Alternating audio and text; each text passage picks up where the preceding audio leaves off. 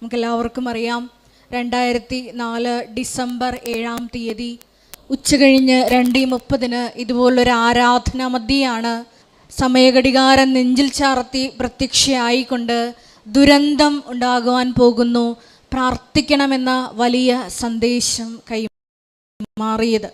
വിവിധങ്ങളായ ദുരന്ത മുഖങ്ങളിലൂടെ കടന്നു പോകുന്ന ലോകത്തുള്ള എല്ലാ സഹോദരങ്ങളെയും, ഏറെ പ്രത്യേകിച്ച് നമ്മുടെ തന്നെ സംസ്ഥാനമായ കൊച്ചു കേരളത്തെയും അതിൻ്റെ വിവിധങ്ങളായ ദുരന്ത അവസ്ഥകളെയും നമുക്ക് പ്രത്യേകമായിട്ട് ഈ വരാൻ പോകുന്ന ഉടമ്പടി ധ്യാനത്തിൽ അൾത്താരയിൽ ദിവ്യകാരുണ്യനാഥന് മുമ്പിൽ സമർപ്പിച്ച് പ്രാർത്ഥിക്കാം.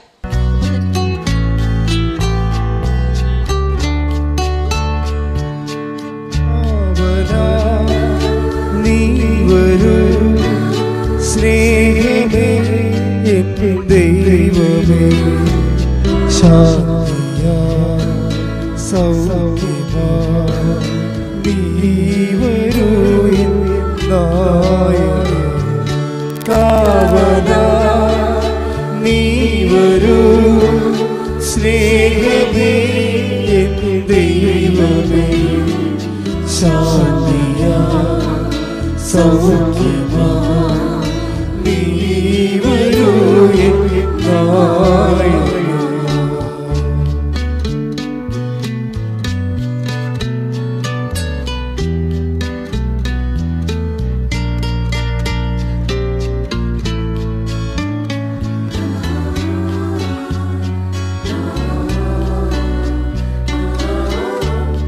തളരുന്ന നേരത്തിൽ പ്രാണനെ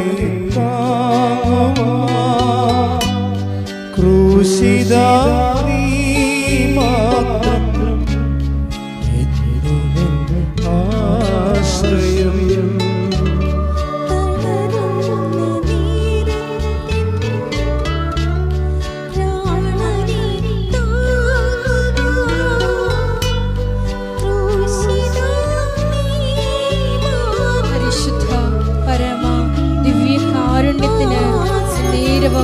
ആരാധനയും സ്തുതിയും പുകഴ്ചയും ഉണ്ടായിരിക്കട്ടെ.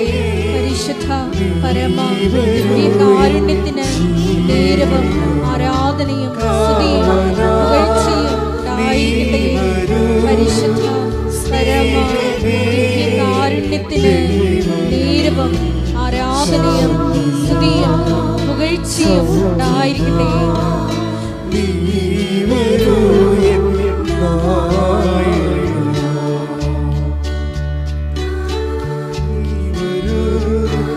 സ്നേഹമേ ദൈവമേ ശാന്തിയാ സൗഖ്യമാ നീ വരൂ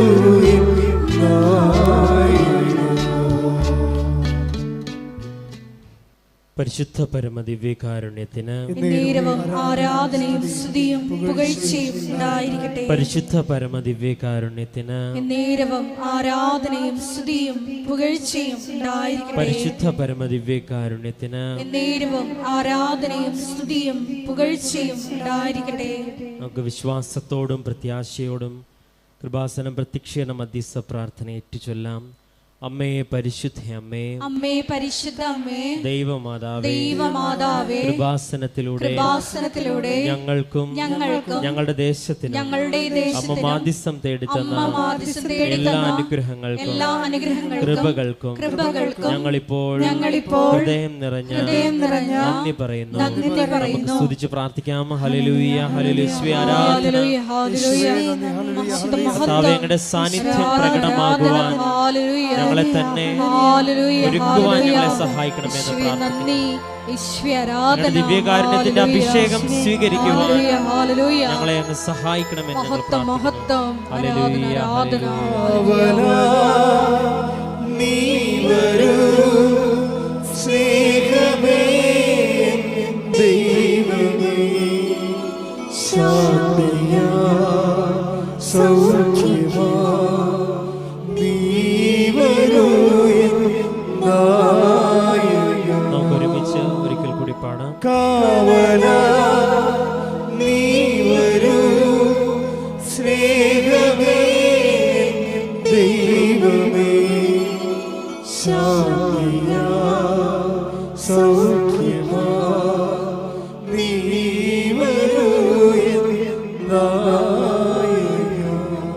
പരിശുദ്ധ പരമദിവ്യകാരുണ്യത്തിന് നേരവും ആരാധനയും സ്തുതിയും പുകഴ്ചയും ഉണ്ടായിരിക്കട്ടെ. പരിശുദ്ധ പരമദിവ്യകാരുണ്യത്തിന് നേരവും ആരാധനയും സ്തുതിയും പുകഴ്ചയും ഉണ്ടായിരിക്കട്ടെ. പരിശുദ്ധ പരമദിവ്യകാരുണ്യത്തിന് നേരവും ആരാധനയും സ്തുതിയും പുകഴ്ചയും ഉണ്ടായിരിക്കട്ടെ. അമ്മേ പരിശുദ്ധ അമ്മേ, അമ്മേ പരിശുദ്ധ അമ്മേ, ദൈവമാതാവേ, ദൈവമാതാവേ, 2004 ഡിസംബർ 7-ാം തീയതി ഉച്ച കഴിഞ്ഞ് 2:30 കൃപാസനത്തിൽ സംഭവിച്ച അമ്മയുടെ പ്രത്യക്ഷപ്പെടലിനെ കുറിച്ച് തിരുസഭയ്ക്ക് സമർപ്പിച്ചിരിക്കുന്ന പഠനരേഖകളുടെ മേൽ വസ്തുനിഷ്ഠവും ദൈവശാസ്ത്ര വിധിപ്രകാരമുള്ളതുമായ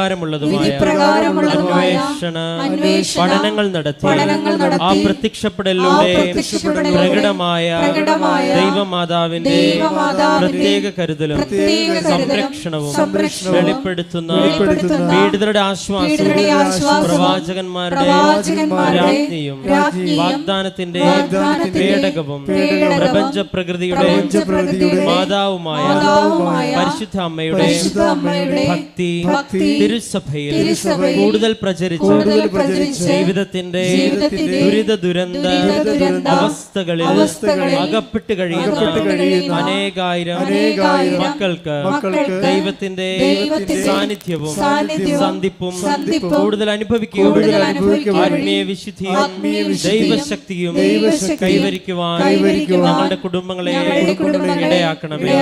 നമുക്ക് സ്തുതിച്ച് പ്രാർത്ഥിക്കാം. ഹല്ലേലൂയ യേശുവേ,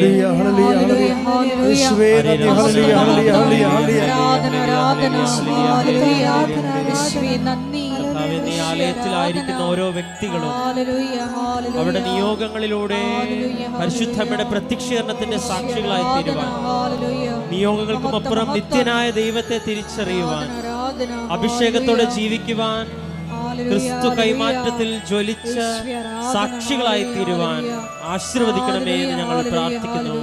ഹല്ലേലൂയ. നീ വരൂ സ്നേഹമേ, ദൈവമേ, ശാന്തിയാ സൗഖ്യമാ, നീ വരൂ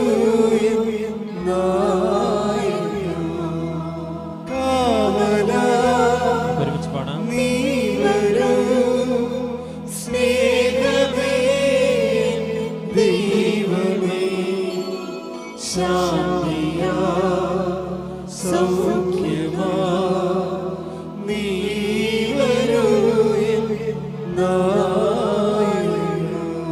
പരിശുദ്ധ പരമദിവ്യകാരുണ്യത്തിന് നേരവും ആരാധനയും സ്തുതിയും പുകഴ്ചയും ഉണ്ടായിരിക്കട്ടെ. പരിശുദ്ധ പരമദിവ്യകാരുണ്യത്തിന് നേരവും ആരാധനയും സ്തുതിയും പുകഴ്ചയും ഉണ്ടായിരിക്കട്ടെ. പരിശുദ്ധ പരമദിവ്യകാരുണ്യത്തിന് നേരവും ആരാധനയും സ്തുതിയും പുകഴ്ചയും.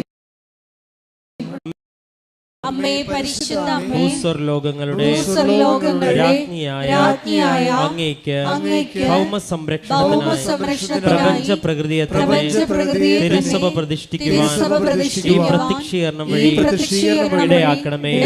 പരിശുദ്ധ അമ്മേ, ജപമാല മാതാവേ, സകല കൃപാസന പ്രാർത്ഥനകളോട് ചേർത്ത് ഞങ്ങളിപ്പോൾ പ്രാർത്ഥിക്കുന്ന ഈ സമൂഹത്തിന്റെ പ്രത്യേക നിയോഗങ്ങളും നമുക്ക് മൗനമായി നമ്മുടെ നിയോഗങ്ങൾ സമർപ്പിച്ച് പ്രാർത്ഥിക്കാം.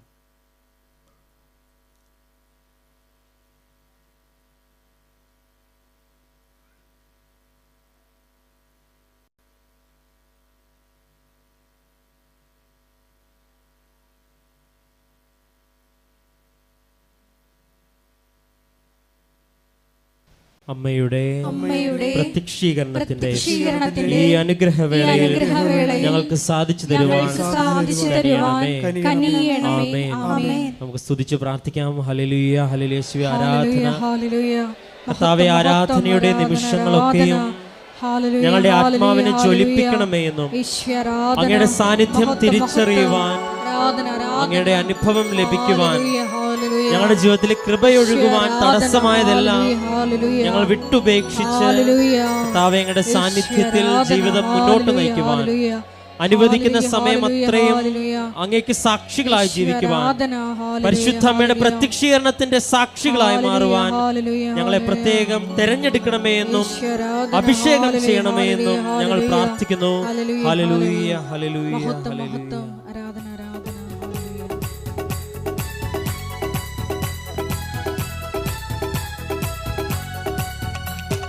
അസാധ്യമായി എനിക്കൊന്നുമില്ല, എന്നെ ശക്തനാക്കുന്നവൻ മുഖാന്തരം. അസാധ്യമായി എനിക്കൊന്നുമില്ല, എന്നെ ശക്തനാക്കുന്നവൻ. ഉച്ചത്തിൽ പാടാം.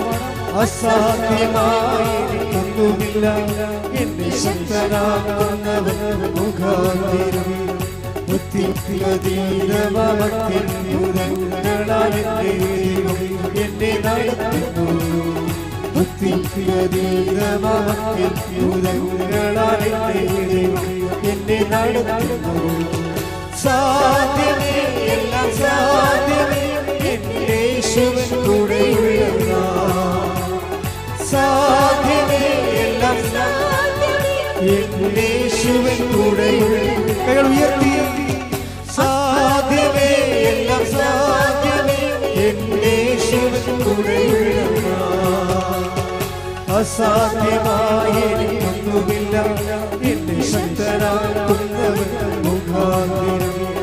അസാധ്യമായി എനിക്കൊന്നുമില്ല, എന്നെ ശക്തനാക്കുന്നവൻ മുഖാന്തരം. ഹല്ലേലൂയ, ഹല്ലേലൂയ, ഹല്ലേലൂയ, ഹല്ലേലൂയ. യേശുവേ, ഹല്ലേലൂയ, ഹല്ലേലൂയ.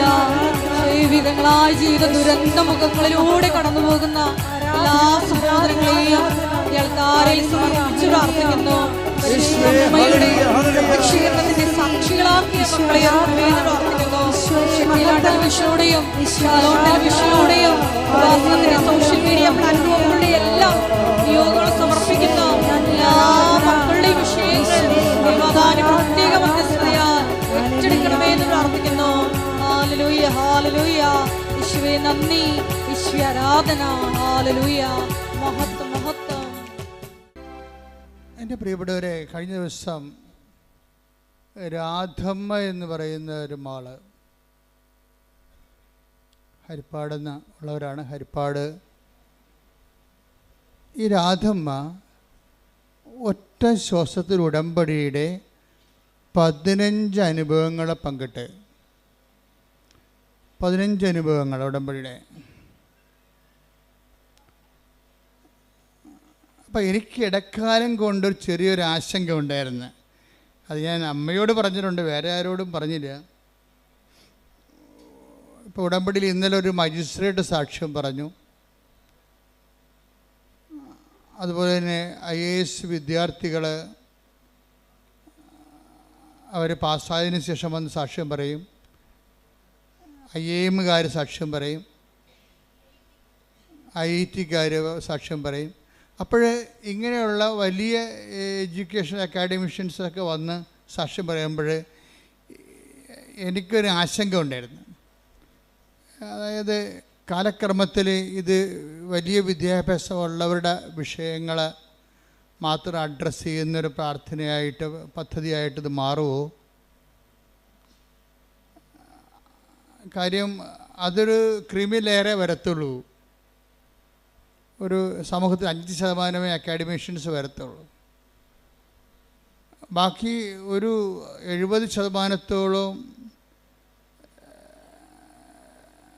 പ്രാദേശിക ജീവിതക്കാരും, ഇപ്പം ജീവിതം തന്നെ മറിയല്ലേ, വിദേശ ജീവിതക്കാരും പ്രാദേശിക ജീവിതക്കാരും അതിപ്രാദേശിക ജീവിതക്കാരുണ്ട്. വാർഡ് ജീവിതക്കാർ പഞ്ചായത്ത് വാർഡിൽ നിന്ന് അവർ പുറത്ത് പോകത്തില്ല. ആ വാർഡിൽ ജനിച്ച് വാർഡിൽ ജീവിച്ച് വാർഡിൽ മരിച്ചു പോകും. അതാണ് നമ്മുടെ സാധാരണ മനുഷ്യർ. ഈ വാർഡിൽ ജനിച്ച് ജീവിച്ച് പോകുന്ന ആൾക്കാരുണ്ട്. അപ്പോൾ ഈ ഞാൻ പണ്ട് ഒക്കെ അഡ്രസ്സ് ചെയ്തിരുന്നതെല്ലാം അത്തരം ആൾക്കാരെയായിരുന്നു. കാര്യം അവരുടെ ജീവിതത്തിൽ അവരുടെ ഒരു വേർപ്പിലും വേദനയിലും അവർക്ക് ഒരു കൈത്താങ്ങ്, ഒരു കൈ പിടിച്ച് കൊടുക്കുക, നീ വിളിച്ചപേക്ഷിക്കുന്ന ദൈവം നിൻ്റെ കൂടെ തന്നെ ഉണ്ട് എന്ന് മനസ്സിലാക്കി കൊടുക്കുക. അപ്പോഴങ്ങനെ വന്നപ്പോഴെന്താ സംഭവിച്ചെന്ന് വെച്ച് കഴിഞ്ഞാൽ, ഇൻ്റലക്ച്വൽസും എഡ്യൂക്കേഷണലിസ്റ്റും അക്കാഡമീഷ്യൻസും അഡ്രസ്സ് ചെയ്യാൻ പറ്റാത്ത ഒരു കാലം ഉണ്ടായിരുന്നു. ഉടമ്പടി വന്നപ്പോൾ ഉടമ്പടി ഒരു ടെക്നിക്കൽ പ്രെയർ ആയത് കാരണം വളരെ ശാസ്ത്രീയമായിട്ട് അതിൻ്റെ ആന്തരികമായ അതിൻ്റെ ചേരുവകൾ ഫോർമുലയൊക്കെ മനസ്സിലാക്കി ഷാർപ്പ് ഷൂട്ട് ചെയ്താൽ അപ്പോൾ തന്നെ ഷോട്ട് ഡൗൺ ആകും അത്. അപ്പം അതുകൊണ്ട് ഈസിയാണ്. കാര്യം ഈസിയാണെന്ന് വെച്ച് കഴിഞ്ഞാൽ ഇന്നത് ചെയ്താൽ ഇന്ന ഫലമെന്നുണ്ട്. അല്ലാതെ ഒരു പ്രാർത്ഥനാ ജീവിതത്തിലുള്ള ഒരു ഹൈപ്പോത്തറ്റിക്കൽ സിറ്റുവേഷൻസ് ഉടമ്പടി വളരെ തന്ത്രപൂർവ്വം എലിമിനേറ്റ് ചെയ്യുന്നുണ്ട്. അപ്പോൾ പ്രാർത്ഥിക്കുന്ന ആൾക്കാരുടെ ഒരു പ്രാർത്ഥിക്കുന്ന ഇത് പ്രെയർഫുൾ അതായത് പബ്ലിക് പ്രാർത്ഥിക്കുന്ന പൊതുജനത്തെ സംബന്ധിച്ചിടത്തോളം അവർക്കുണ്ടാകുന്ന ഒരു കൺഫർട്ടേഷൻ, അവരൊരു അംബിഗ്വിറ്റി ഉണ്ട് അവർക്ക്. എന്ന് വെച്ചാൽ ഒരു എന്താണ്, ദൈവം കേൾക്കുമായിരിക്കും, കേട്ടാൽ കൊള്ളാം എന്നുള്ള രീതിയിൽ അവർക്കൊരു ഉറപ്പില്ല. കാര്യം അവർ ചില സമയത്ത് അവർക്ക് ഞങ്ങൾ വിശ്വസിക്കുന്ന വിഷയത്തിൽ ഈ രീതിയിൽ പ്രാർത്ഥിച്ചാൽ ദൈവം കേൾക്കുമോ, അല്ലെങ്കിൽ ഈ ഒരു സമയത്ത് എങ്ങനെയാണ് പ്രാർത്ഥിക്കേണ്ടത്, ഇങ്ങനെ പ്രാർത്ഥിച്ചാൽ മതിയോ, അതൊരു ആധ്യാത്മിക ആശങ്കകളാണ്.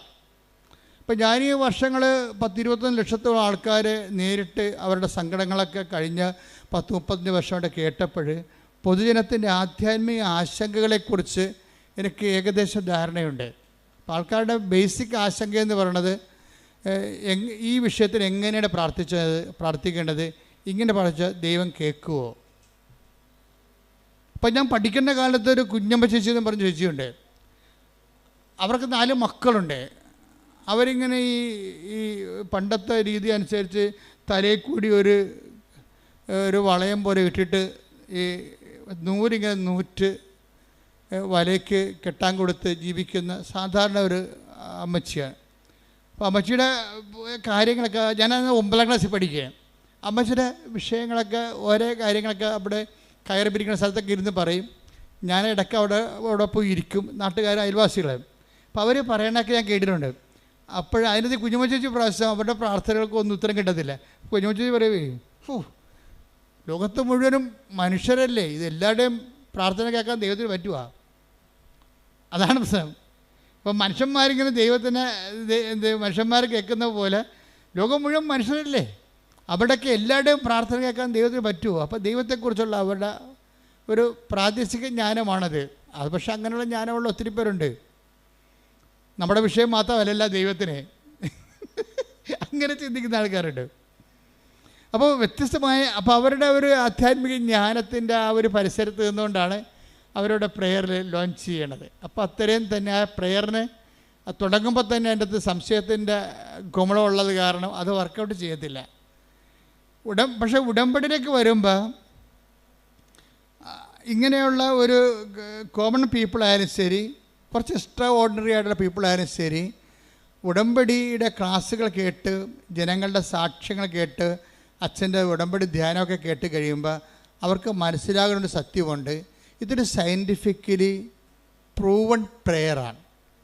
ഒരു ആധ്യാത്മിക ശാസ്ത്രം, ബൈബിൾ ശാസ്ത്രം ഉണ്ടല്ല, ബൈബിൾ ശാസ്ത്രം അനുസരിച്ച് പ്രൂവ് ചെയ്തിട്ടുള്ള ഒരു പദ്ധതിയാണ് കവനൻ്റ് എന്ന് പറയുന്നത്. ഈ കവനൻ്റെ കൂടെ വന്നിരിക്കുന്ന കവനൻ്റ് ഇപ്പോഴുള്ളതല്ല, പണ്ടിനാലെ ദൈവം അതാത് കാലങ്ങളിൽ അപ്ഡേഷൻസ് ഉള്ള ഒരു പ്രാർത്ഥനയാണ് കവനൻ്റ് എന്ന് പറയുന്നത്.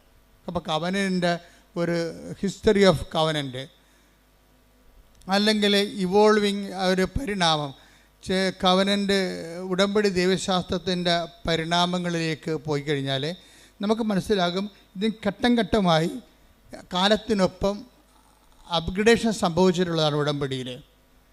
നമ്മുടെ ഈ കാലത്ത് വന്നപ്പോൾ ഇവിടെ ദൈവത്തിൻ്റെ ഒരു പ്രധാനപ്പെട്ട വിഷയം, ഇത് ദൈവത്തിൻ്റെ ഒരു വിഷയമായി മാറി.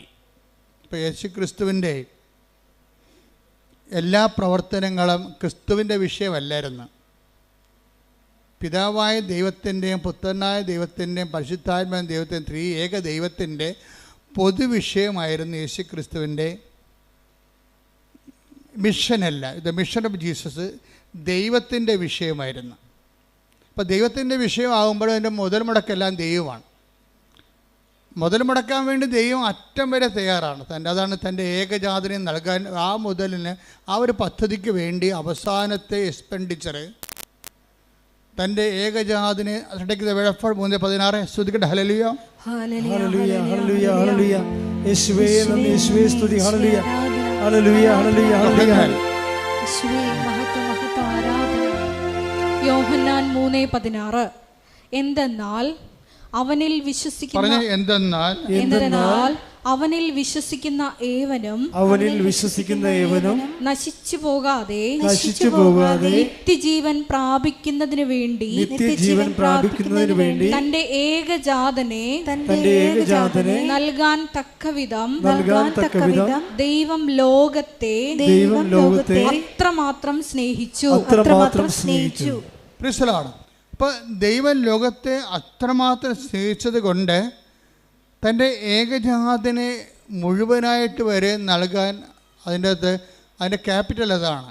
രക്ഷാകര പദ്ധതിയുടെ ക്യാപിറ്റൽ എന്ന് പറയുന്നത് ഏകജാതനെ മുഴുവനും കൂടി നൽകിയ പാപത്തിന് പരിഹാരം ചെയ്യേണ്ടി വന്നപ്പോൾ അതിന് പോലും ദൈവം ചെലവഴിച്ചതാണ്. അപ്പോൾ ആ ദൈവത്തിൻ്റെ ആ ചെലവഴിക്കൽ നിന്നാണ് ക്രിസ്തുശാസ്ത്രം രൂപപ്പെട്ട് വരണത്. പ്രായോഗിക ജീവിതബന്ധിയായ ക്രിസ്തുശാസ്ത്രം. ഇപ്പോൾ ഒരു അക്കാഡമിക് ക്രിസ്തുശാസ്ത്രമുണ്ട്, പക്ഷെ ഒരു കാലബന്ധിയായ ഒരു ക്രിസ്തുശാസ്ത്രമുണ്ട്. അപ്പോൾ ഈ 3:16 ഡെവലപ്പ് ചെയ്ത് വരുമ്പോൾ പിന്നീട് പൗലോസ് പറയും നമ്മൾക്ക് യേശുക്രിസ്തുവിന് നൽകിയവൻ. ശ്രദ്ധിക്കട്ടെ. ഹല്ലേലൂയ ഹല്ലേലൂയ ഹല്ലേലൂയ ഹല്ലേലൂയ. റോമ 8:32 സ്വപുത്രനെ പോലും ഒഴിവാക്കാതെ ഒഴിവാക്കാതെ നമുക്കെല്ലാവർക്കും വേണ്ടി അവനെ ഏൽപ്പിച്ചു തന്നവൻ അവനോട് കൂടെ സമസ്തവും നമുക്ക് ദാനമായി നൽകാതിരിക്കുമോ? അവിടെ അതിൻ്റെ ഒത്തിരി വാക്കുകൾ ദൈവത്തിൻ്റെ തനത് മൈൻഡ് വെളിപ്പെടുത്തുന്നുണ്ട്. അതായത് ഈ റോമ 8:32 യോഹന്നാൻ 3:16 തമ്മിൽ ലിങ്ക് ആയിരിക്കണം. എന്താണ് 3:16 എന്താ പറയണത്? തൻ്റെ ഏകജാതനെ നൽകാൻ തക്കവിധം ദൈവം അത്രമാത്രം നമ്മളെ ലോകത്തെ സ്നേഹിച്ചു. അപ്പൊ ദൈവത്തെ ഈ എന്തുകൊണ്ടാണ് ദാനമായിരിക്കണം മനസ്സിലാക്കണം. ഉടമ്പടി വർക്ക് ചെയ്യണത് നോട്ട് ബൈ മെറിറ്റിലാണ്, പിന്നെന്താണ്? But by grace. അപ്പം മനുഷ്യൻ്റെ ജീവിതത്തിൻ്റെ എല്ലാ വിഷയങ്ങളിലും നമ്മളുടെ ഇപ്പം നിങ്ങൾക്കൊരു സ്റ്റാൻഡേർഡ് ഉണ്ടാകുമല്ലോ അല്ലേ? നിങ്ങളുടെ ഒരു വാല്യൂ അല്ലെങ്കിൽ നിങ്ങളുടെ ഒരു കഴിവ്. പക്ഷേ നമ്മുടെ കഴിവും നമ്മുടെ ജീവിതവും തമ്മിൽ ഒരു കാലത്തും പൊരുത്തപ്പെടത്തില്ല. എന്താ കാര്യം? നമ്മളുടെ ജീവിതത്തിൻ്റെ വെല്ലുവിളി നമ്മുടെ കഴിവിനേക്കാൾ എപ്പോഴും മുകളിലായിരിക്കും. അതെപ്പോഴും അങ്ങനെയുണ്ട്. ലൈഫ് സെറ്റിൽ ചെയ്തിരിക്കുന്നതും ലൈഫ് ഇവോൾവ് ചെയ്തിരിക്കുന്നതും ജീവിതം ആയിത്തീർന്നിരിക്കുന്നതായിട്ടുള്ള അവസ്ഥ എന്ന് വെച്ച് കഴിഞ്ഞാൽ എപ്പോഴും നമ്മുടെ കഴിവിനേക്കാളും ഉപരിയായിരിക്കും നമ്മൾക്ക് കൈകാര്യം ചെയ്യേണ്ട വിഷയം. കഴിഞ്ഞ ദിവസത്തിൽ ഒരു മജിസ്ട്രേറ്റിൻ്റെ സാക്ഷ്യം എന്താ അറിയാമോ? മജിസ്ട്രേറ്റ് വക്കീലാണ്, അവർ പ്രാക്ടീസിങ് വക്കീലാണ്. ഈ ബാരിസ്റ്ററെ ശരിക്കും അവർക്ക് ഇപ്പോൾ ഒരു മജിസ്ട്രേറ്റിൻ്റെ എക്സാം വന്നു. അപ്പോൾ ഹൈക്കോടതിയുടെ എക്സാം ശരിക്കും വളരെ പാടുള്ളതാണ്. അവർ പറഞ്ഞ സങ്കീർണമാണ്. പല സെക്ഷൻസ് ഉണ്ട്. ആ പരീക്ഷകളെല്ലാം എഴുതിയിട്ടാണ് പിന്നീട് അവർ മജിസ്ട്രേറ്റായിട്ട് അവർ ജയിച്ചാൽ മാത്രമേ മജിസ്ട്രേറ്റിലേക്ക് പിന്നെ അവർക്ക് പരിശീലനത്തിന് പോകാൻ പറ്റത്തുള്ളൂ. പക്ഷേ എന്താ പ്രശ്നം വെച്ചാൽ ഇവർക്കൊരു കോൺഫിഡൻസ് ഉണ്ട്. എപ്പോഴും നമ്മൾ ശ്രദ്ധിക്കേണ്ടത് ഈ കോൺഫിഡൻസ് ആണ് ഫസ്റ്റായിട്ട്. നമ്മൾ ദൈവത്തിൻ്റെ സന്നിധാനത്തിൽ വരുമ്പോൾ ആദ്യത്തെ ബോംബിങ് ഏരിയ എന്ന് പറയണത്, അല്ലെങ്കിൽ മിലിറ്ററി ടാർഗറ്റ് പൊസിഷൻ. ഇപ്പം മിലിറ്ററി പൊസിഷൻ എന്ന് പറയത്തില്ലേ? ബോംബ് ചെയ്യുന്ന വിമാനങ്ങൾക്കൊരു പൊസിഷൻ ഉണ്ടാകും. ഇപ്പം നമ്മൾ ദൈവദൃശ്യന് വരുമ്പോൾ ഈ പൊസിഷൻ ടാർഗറ്റഡായിട്ട് വരുന്നത് എപ്പോഴും കോൺഫിഡൻസാണ്. നിങ്ങളുടെ കോൺഫിഡൻസ് തരുന്ന കുറേ കാര്യങ്ങളുണ്ട്. നിങ്ങളുടെ ഈ കോൺഫിഡൻസ് എന്ന് പറയുന്നതാണ് നിങ്ങൾ. പക്ഷെ ആ നിങ്ങൾക്ക് ഇപ്പോൾ നിങ്ങളുടെ അതിജീവനത്തിന് നിങ്ങളുടെ മുമ്പിൽ വന്നിരിക്കുന്ന വെല്ലുവിളിയെ തരണം ചെയ്യാനുള്ള കഴിവുണ്ടാകത്തില്ല. മനസ്സിലായില്ലേ? അപ്പോൾ ഇത് നിങ്ങളുടെ കോൺഫിഡൻസ് പൊളിച്ച് പണിയേണ്ടി വരും. ഇപ്പം തന്നെ റോഡ് ചെയ്യണവർ ഇപ്പം നല്ല റോഡിൽ വണ്ടി പോകുന്നുണ്ട്, പക്ഷെ റോഡ് അവർ പൊളിക്കുകയാണ്. മൊത്തം പൊളിച്ചിട്ട് അതെല്ലാം വീണ്ടും അതെല്ലാം പൊടിച്ച് റീകോൺക്രീറ്റ് ചെയ്യുകയാണ്. എന്താ കാര്യം? അവർക്ക് ഗ്യാരണ്ടി ഉണ്ട്, അടുത്ത ഒരു 50 കൊല്ലത്തേക്ക് തലമുറകളെ കോടിക്കണക്കിന് വാഹനം ഓടേണ്ടതാണ്. അതനുസരിച്ച് ഈ റോഡ് അതിന് പറ്റത്തില്ല, അതുകൊണ്ട് അവർ പൊളിക്കുകയാണ്. ദൈവം ചെയ്യേണ്ടത് ഏതാണ്ട് ഇതേ പരിപാടിയാണ്. നിങ്ങളുടെ കോൺഫിഡൻസ് ആദ്യം പൊളിക്കും. കോൺഫിഡൻസിൻ്റെ ഓരോ ഏജൻറ്റ് നോക്കിയാൽ മതി, പണി വരാൻ പോണത് എവിടെയാണെന്നൊക്കെ അറിയാൻ പറ്റും. ഒന്നെങ്കിൽ നമ്മുടെ ആരോഗ്യമായിരിക്കും. പരമാവധി പണി ആദ്യം കിട്ടാൻ സാധ്യതയുള്ളത് ബോഡിയിലാണ്. ബോഡി എപ്പോഴും നിങ്ങൾ ശ്രദ്ധിച്ച് പ്രാർത്ഥനാപരമാക്കുകയാണ്. പിന്നെ കിട്ടാൻ പോകുന്നത്, പിന്നെ ബോംബ് വീഴാൻ സാധ്യതയുള്ളത് കോമ്പറ്റീഷനിലാണ് വരണത്. നിങ്ങൾ ചിലപ്പോൾ സ്കൂളിൽ റാങ്കാകാം. സ്കൂളിൽ റാങ്കായി കഴിയുമ്പോൾ ടീച്ചർമാർ പറയും നിങ്ങൾ സ്കൂളിൻ്റെ അഭിമാനമാണോ ആന കൂന എന്നൊക്കെ പറയുമ്പോൾ നിങ്ങൾക്ക് മാലയൊക്കെ ഇതിട്ട് ബൊക്കൊക്കെ തന്ന് വിടും. കോളേജ് ചെല്ലുമ്പോൾ നിങ്ങൾ എല്ലാ വിഷയത്തിലും പൊട്ടിപ്പോകും. എന്താ കാര്യം? സ്കൂളിൽ നിങ്ങൾ കിങ് ആയതുകൊണ്ടാണ് അങ്ങനെ സംഭവിക്കുന്നത്. കോൺഫിഡൻസ് ഉണ്ട് നിങ്ങൾ. ഈ കോൺഫിഡൻസ് വെച്ചുകൊണ്ട് കോളേജിൽ നിങ്ങൾ പഠിക്കാതിരിക്കും, അല്ലെങ്കിൽ ക്ലാസ് കട്ട് ചെയ്യും. അപ്പോൾ അവർ പറയണത് എന്താ വെച്ചാൽ, ഞാൻ പഠിച്ചില്ലേലും ജയിക്കും, പഠിക്കണ പിള്ളേർക്ക് വീട്ടിൽ ഇരുന്നാലും മതി, കോളേജിൽ പോകേണ്ട കാര്യമില്ല, ഇപ്പോൾ ക്ലാസ് കട്ട് ചെയ്ത് നടക്കും. അപ്പം അങ്ങനെ വരുമ്പോൾ ഈ നമ്മുടെ കോൺഫിഡൻസാണ് ആധ്യാത്മികമായ ഉഴപ്പുണ്ടാക്കുന്നത്. അതെപ്പോഴും നമ്മൾ ശ്രദ്ധിക്കണം. നിങ്ങൾക്കിന്ന് ആധ്യാത്മികമായിട്ട് എന്തെങ്കിലും ഒരു ഫ്ലക്ച്വേഷൻ ഉണ്ടെങ്കിൽ ആദ്യം ട്രീറ്റ്മെൻറ്റ് നടത്തേണ്ടത് നിങ്ങളുടെ കോൺഫിഡൻസിലാണ്. കാര്യം നിങ്ങളുടെ വിദ്യാഭ്യാസം ചിലർക്ക് തറവാടിത്തമാണ്. എന്താണ് അതായത് ഇപ്പോൾ ഒരു ജോലിയുണ്ട്, ജോലി വന്നിട്ടുണ്ട്, അത് ഇതിലാണ് വന്നിരിക്കുന്നത്, ട്രാൻസ്പോർട്ട് ബസ് കണ്ടക്ടറാകാനുള്ള ജോലിയാണ്. അപ്പോൾ ഇവരെ പെറ്റ് വീണ കാര്യത്തിൽ തന്നെ IAS എടുപ്പിച്ചാണ് മാതാപിതാക്കന്മാർ വളർത്തുന്നത്. എൻ്റെ മകൾ വളർന്ന് കളക്ടറാകുമെന്നും പറഞ്ഞല്ലേ, പേരിടുമ്പോൾ തന്നെ അവൾ കളക്ടറാകും. ഈ കുഞ്ഞ് ഞാൻ കളക്ടറാകും എന്ന് പറഞ്ഞുകൊണ്ട് ഇരുന്ന അവസാനം ഒരു വണ്ടിക്കും കയറി പോകത്തില്ല. വന്നെ വണ്ടി പോകും, ഞാൻ കളക്ടറിൻ്റെ വണ്ടി കളക്ടറിൻ്റെ വണ്ടി വരായിരിക്കും. അവസാനം തെണ്ടി പേർക്ക് പട്ടിണിയായി കയറി നാറി കഴിയുമ്പോഴാണ് വല്ല വണ്ടിയും കയറി പോയാൽ മതി, അപ്പോൾ കാലം കഴിഞ്ഞു പോകും. ഇങ്ങനെ എന്തോ അടിച്ചേൽപ്പിച്ച വിശ്വാസങ്ങളുണ്ട് ആൾക്കാർക്ക്. ആരോ അടിച്ചേൽപ്പിച്ച വിശ്വാസം. നീ കളക്ടർ വരെ കുന്തമില്ല, നിൻ്റെ കഴിവനുസരിച്ച് നീ അധ്വാനിക്കുക, ബാക്കി ദൈവം ക്രമീകരിക്കും. മനസ്സിലായ? എനിക്ക് ആഗ്രഹത്തിൻ്റെ അടിമയാകരുത്, ആഗ്രഹത്തിൻ്റെ യജമാനനാകണം. മനസ്സിലായില്ലേ? ആഗ്രഹത്തിൻ്റെ അടിമയായിട്ട് നീ ഒരു ലക്ഷ്യം വെച്ചിട്ട് അതിൽ നിന്ന് തന്നെ പിടിച്ചിരിക്കുകയാണ്. ഞാൻ ഈ 12 പ്രാവശ്യമൊക്കെ OIT എഴുതുമ്പോൾ പറഞ്ഞു എൻ്റെ മകളെ 12 പ്രാവശ്യമായി. ആരോ പറഞ്ഞ് നിൻ്റെ തലയെ കയറ്റിയതാണ്, നീയും കെട്ടിയവരും കൂടി കാനഡയിൽ താമസിക്കുമെന്ന്. അപ്പോൾ അതിൻ്റെ സ്വപ്നം കൊണ്ട് നടക്കുകയാണ്. ശരിക്കും ഞാനിതിനൊന്നും എതിർക്കണില്ല. പക്ഷേ യാഥാർത്ഥ്യ ബോധം എന്ന് പറയണത് ഇറ്റ് ഈസ് നോട്ട് കോമൺ. അതൊരു കോമൺ സെൻസാണ് വേണ്ടത്. കോമൺ സെൻസ് ഒന്നും കോമൺ അല്ലെന്നല്ലേ പറയണത്. യാഥാർത്ഥ്യബോധം, ഏറ്റവും കൂടുതൽ യാഥാർത്ഥ്യബോധം കുറവുള്ളത് പെൺപിള്ളേർക്കാണ്. ഞാൻ ഇത്രയും നാൾ വന്നിട്ടുള്ള യാത്രയിൽ എനിക്ക് മനസ്സിലാക്കി ഏറ്റവും കുറവ് യാഥാർത്ഥ്യബോധമുള്ളത് പെൺപിള്ളേർക്കാണ്. അവർ ഒന്ന് പറഞ്ഞാലും മനസ്സിലാകത്തില്ല, അവർക്ക് ഒന്ന് പറഞ്ഞാൽ മനസ്സിലാകത്തില്ല. എന്ന് വെച്ചാൽ നിങ്ങൾ ഡിഗ്രഡേറ്റ് ചെയ്യണമെന്നല്ല ഞാൻ പറയണത്. നിങ്ങളെ ഒരു സാമാന്യ ബുദ്ധി ഈ വിഷയത്തിൽ കാണിക്കണം.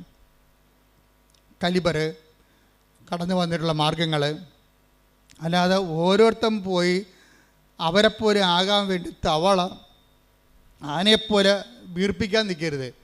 കാര്യം തവള വീർത്താലും ആന വീർത്താലും കുറച്ച് കഴിയുമ്പോൾ ഇതെല്ലാം ചത്ത് പിരിഞ്ഞ് മണ്ണോടായി തീരും.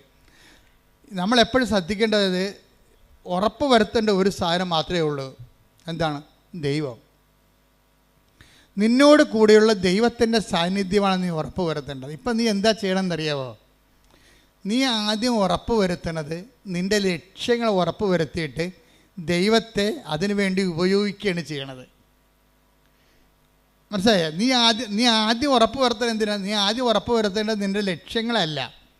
ആർക്കും ആഗ്രഹങ്ങളൊക്കെ ഉണ്ടാകത്തില്ലേ? അപ്പോൾ അതിൻ്റെ അടിമയായിട്ട് ജീവിച്ചിട്ട് വല്ല കാര്യമുണ്ടോ? അതിൻ്റെ യജമാനനായിരിക്കണം. ആ യജമാനനാകുമ്പോൾ എങ്ങനെയാകണത്? ദൈവം ആഗ്രഹിക്കുന്ന വഴികളിലേക്ക് ഞാൻ പോകും. കർത്താവിൻ്റെ മുമ്പിൽ തുറന്നു വെക്കണം. കർത്താവേ, എനിക്കൊന്ന് ഭക്ഷണം കഴിക്കണം, നീ എനിക്ക് തന്നൊരു മാന്യതയിൽ ഇവിടെ ജീവിക്കണം. മാന്യമായ ജീവിതം അത് നമുക്ക് ദൈവത്തോട് ന്യായമായിട്ട് ചോദിക്കാവുന്ന കാര്യമാണ്. എന്താണ് മാന്യമായ ജീവിതം? മാന്യത എന്ന് പറഞ്ഞ സമയത്ത് ബൈബിൾ ഒത്തിരി പ്രാവശ്യം ഉപയോഗിക്കുന്ന വാക്കാണ്. അവയവങ്ങൾക്ക് പോലും മാന്യത എന്നൊക്കെ പറഞ്ഞ് ബൈബിൾ ഉപയോഗിക്കുന്നുണ്ട്. അപ്പോൾ ദൈവത്തോട് നമുക്ക് ചോദിക്കാം, മാന്യമായ ജീവിതം, എനിക്കൊരു മാന്യമായ ജീവിതം തരണം. അല്ലാതെ നീ എന്ത് ചെയ്യണം? ദൈവത്തിനൊരു ഒരു സംഭവം ഇട്ടിട്ട് വരച്ച് അമ്മ ടെക്ക് ചെയ്യുക കർത്താവ്, അമ്മ ടെക്ക് ചെയ്യുക കർത്താവ്, അമ്മ ടെക്ക് ചെയ്യുക കർത്താവ് എന്ന് പറഞ്ഞുകൊണ്ടിരിക്കുക. അതല്ല ഉടമ്പടി എന്ന് പറയണത്. ഉടമ്പടി നിനക്ക് ന്യായമായി ചോദിക്കാവുന്ന എന്താണ്? മാന്യമായ ജീവിതം. അത് ചോദിക്കാം. അത് കറക്റ്റായിട്ട് കിട്ടിയിരിക്കും. എന്താ കാര്യം എന്നറിയാമോ? അതിന് പ്രൊവിഷനുണ്ട്. എന്താ കാര്യം? ദൈവത്തിൻ്റെ സൃഷ്ടികളിൽ ഏറ്റവും നല്ലവണ്ണം മാന്യതയുള്ളത് മനുഷ്യനെയാണ്. അതുകൊണ്ടാണ് മാന്യമായ ജീവിതം നമുക്ക് അവകാശമായിരിക്കുന്നത്. അത് നമ്മുടെ അവകാശമാണ്. ഇപ്പം നമുക്ക് ഇപ്പോൾ ഒരു കുഴിയാന എന്ന് പറഞ്ഞു കഴിഞ്ഞാൽ അതിനെന്താണ്? കുഴിയാന സാധനമില്ലേ, കണ്ടിട്ടുണ്ടോ? അപ്പം അത് പോകുമ്പോൾ അതിനെ ഉറുമ്പിട്ട് കൊടുക്കുമ്പോൾ അതുടനെ അതിനെ അടിച്ച് മണ്ണ് തെറിപ്പിച്ചിട്ട് അതിന് കുഴിയിലാണ് താമസിക്കണത്, അല്ലേ? കുഞ്ഞു കുഴിയിലാണ് താമസിക്കുന്നത്. പക്ഷേ ആന താമസിക്കണത് എവിടെയാണ്? കൊട്ടിലാണ് താമസിക്കുന്നത്. അപ്പോൾ കുഴിയും കൊട്ടിലും തമ്മിൽ വ്യത്യാസമില്ലേ? അപ്പം ആനക്കൊരു മാന്യതയുണ്ട്. അതുകൊണ്ടാണ് കൊട്ടിൽ വരണത്. കുഴിയാനക്കയുടെ മാന്യതേനെ കുഴിയിൽ താമസിക്കണം. ഇതുപോലെ തന്നെയാണ് വല്ല പാമ്പ്, അതുപോലെ തന്നെ ഉള്ള ജീവികളൊക്കെ ചിലതൊക്കെ അളയെ താമസിക്കും. ഇപ്പം മനുഷ്യൻ താമസിക്കുന്ന ആടാണെങ്കിൽ അളയിലല്ല ആലയിലാണ് താമസിക്കുന്നത്. അവിടെ വ്യത്യാസം കണ്ട? ആടിന് ആല, അതുപോലെ തന്നെ ആനയ്ക്ക് കൊട്ടിൽ, രാജാവാണെങ്കിൽ കൊട്ടാരത്തിൽ താമസിക്കും. മാന്യത മാറി. ഇതുപോലെ മനുഷ്യൻ എന്തുകൊണ്ടാണ് വീട്ടിൽ താമസിക്കുന്നത്? മനുഷ്യൻ്റെ വീടാണ്, ഭവനം. ഒത്തിരിയേറെ ആന്തരികമായ അർത്ഥങ്ങളുള്ളതാണ് ഭവനം. അവിടെ എന്തുകൊണ്ടാണ് താമസിക്കുക വെച്ച് കഴിഞ്ഞാൽ അവൻ ദൈവത്തിൻ്റെ ഛായയിൽ സൃഷ്ടിക്കപ്പെട്ടത് കൊണ്ടാണ്. അതാണ് മാന്യത എന്ന് പറയുന്നത്. അപ്പോൾ ആദ്യമേ തന്നെ ദൈവം നമ്മുടെ മാന്യത ഫിക്സ് ചെയ്യുന്നുണ്ട്. എന്ന് വെച്ചാൽ നമ്മുടെ എല്ലാ അവകാശങ്ങളും ഫിക്സ് ചെയ്യുകയാണ്.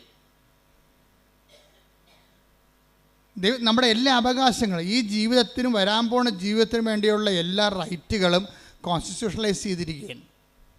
അവൻ്റെ ഛായയിൽ സൃഷ്ടിച്ചെന്ന് പറയുമ്പോഴേ ദൈവം മനുഷ്യനെ അവൻ്റെ ഛായയിൽ സൃഷ്ടിച്ചു എന്ന് വെച്ച് കഴിഞ്ഞാൽ ഇതിൻ്റെ മാന്യത മെയിൻറ്റെയിൻ ചെയ്യാനുള്ള എല്ലാ ഇൻഫ്രാസ്ട്രക്ചറും അവൻ ആർജിക്കാൻ ദൈവം അവനെ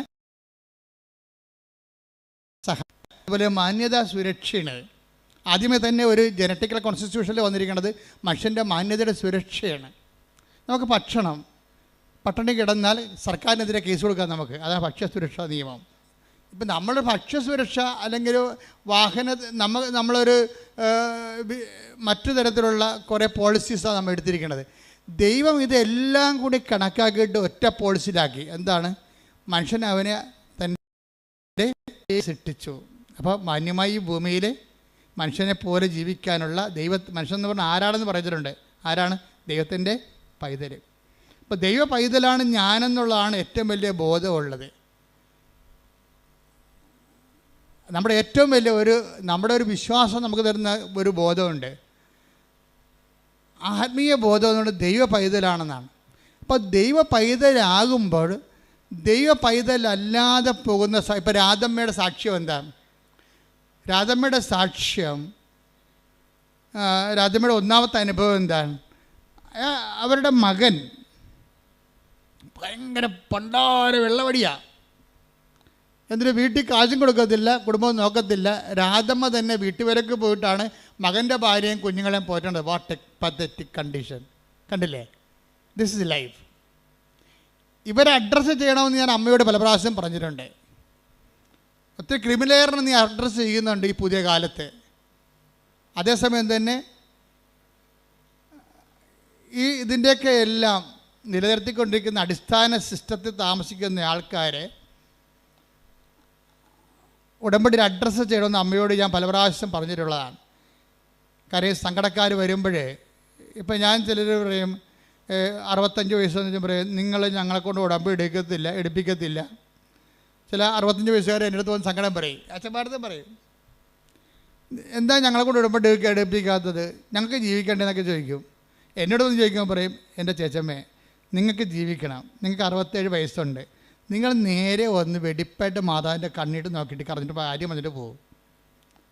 നിങ്ങളെ ഇത്രയും ഉടമ്പടി പോലെ ആപതും ആരോഗ്യമൊക്കെ ഉള്ളവരാണ് ഉടമ്പടി എടുക്കുന്നത്. അത് എടുത്തിട്ട് ഉഴപ്പി പിന്നെയും വന്ന് പണി മേടിക്കേണ്ട കാര്യമില്ല. നിങ്ങൾക്കുള്ളത് അമ്മ വിളമ്പി വെച്ചിട്ടുണ്ട്. ചില ആൾക്കാർക്ക് നോക്കുകയിലേ ഉള്ള മാതാവിൻ്റെ മുഖത്തിട്ട്, വിശ്വാസത്തോടെ ഒന്ന് നോക്കിയാൽ തന്നെ റെസ്പോണ്ടൻ്റ് ആണ്.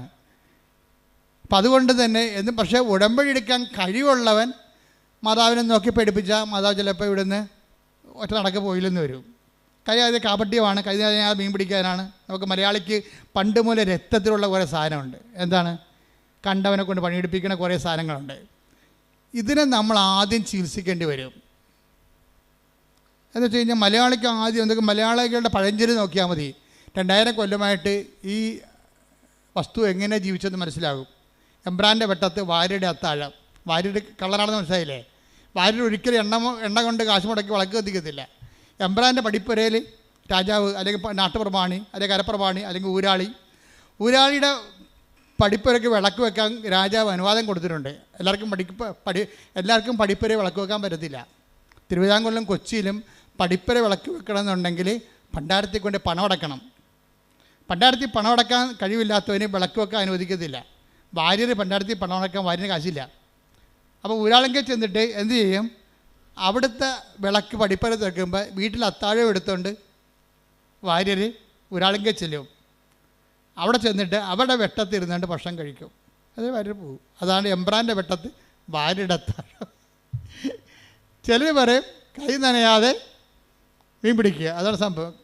എന്ന് വെച്ചാൽ ചൂണ്ടിക്കാണിച്ചു കൊടുക്കും, ആ മീൻ പിടി ഈ മീൻ പിടി കറക്കതിനെ നിൽക്കും, മറ്റവൻ കഴുത്തപ്പം വെള്ളത്തിൽ കിടക്കും. അതാണ് കൈ നനയാതെ മീൻ പിടിക്കുക.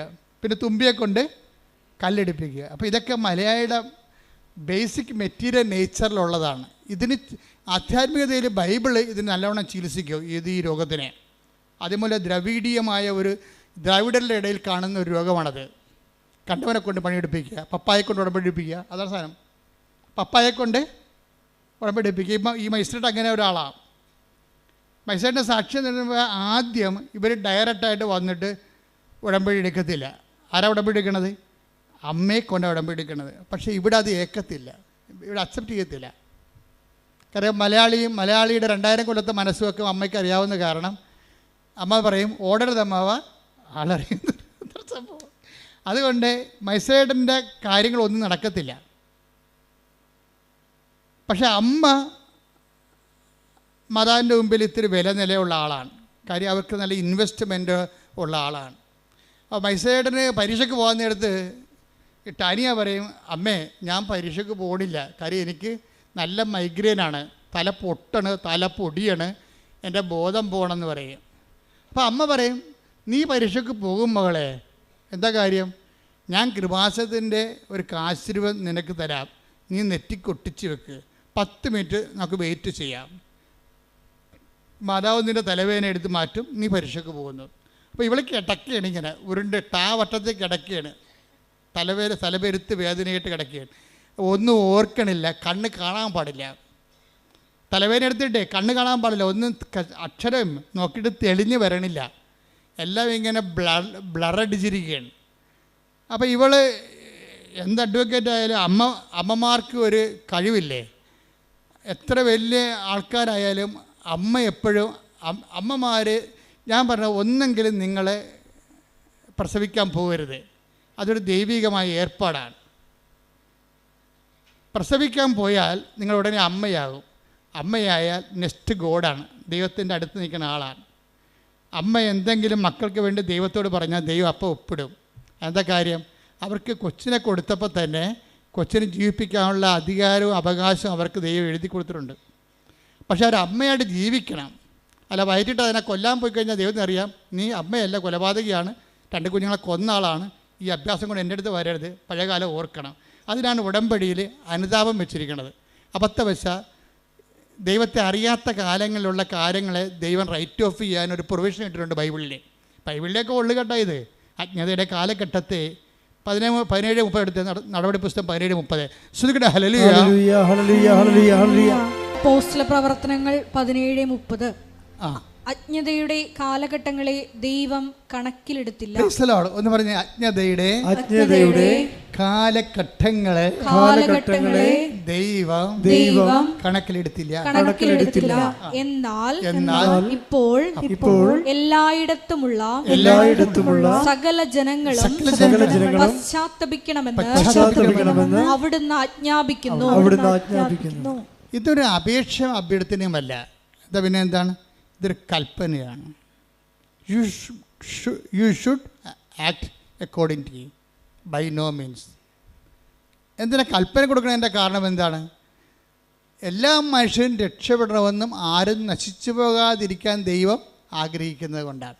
കൽപ്പനകളുടെ ഉള്ളിൽ ശരിക്കും പറഞ്ഞാൽ ശാസനയല്ല ഉള്ളത്, മറിച്ച് കരുണയാണുള്ളത്. എന്താ കാര്യം? എല്ലാവരും രക്ഷപ്പെടണമെന്നും സത്യമാർഗം സ്വീകരിക്കണമെന്ന്. Take the bed of God. എല്ലാവരും രക്ഷപ്പെടണമെന്നും സത്യമാർഗം സ്വീകരിക്കണമെന്ന്. ശ്രദ്ധിക്കട്ടെ. ഹല്ലേലൂയ. 1 തിമോത്തി 2:4 എല്ലാവരും രക്ഷിക്കപ്പെടണമെന്നും എല്ലാവരും രക്ഷിക്കപ്പെടണമെന്നും സത്യം അറിയണമെന്നും ആണ് അവിടുന്ന് ആഗ്രഹിക്കുന്നത്. എന്തെന്നാൽ ഒരു ദൈവമേയുള്ളൂ, ദൈവത്തിനും മനുഷ്യർക്കും മധ്യസ്ഥനായി ഒരുവനേയുള്ളൂ, മനുഷ്യനായ യേശുക്രിസ്തു.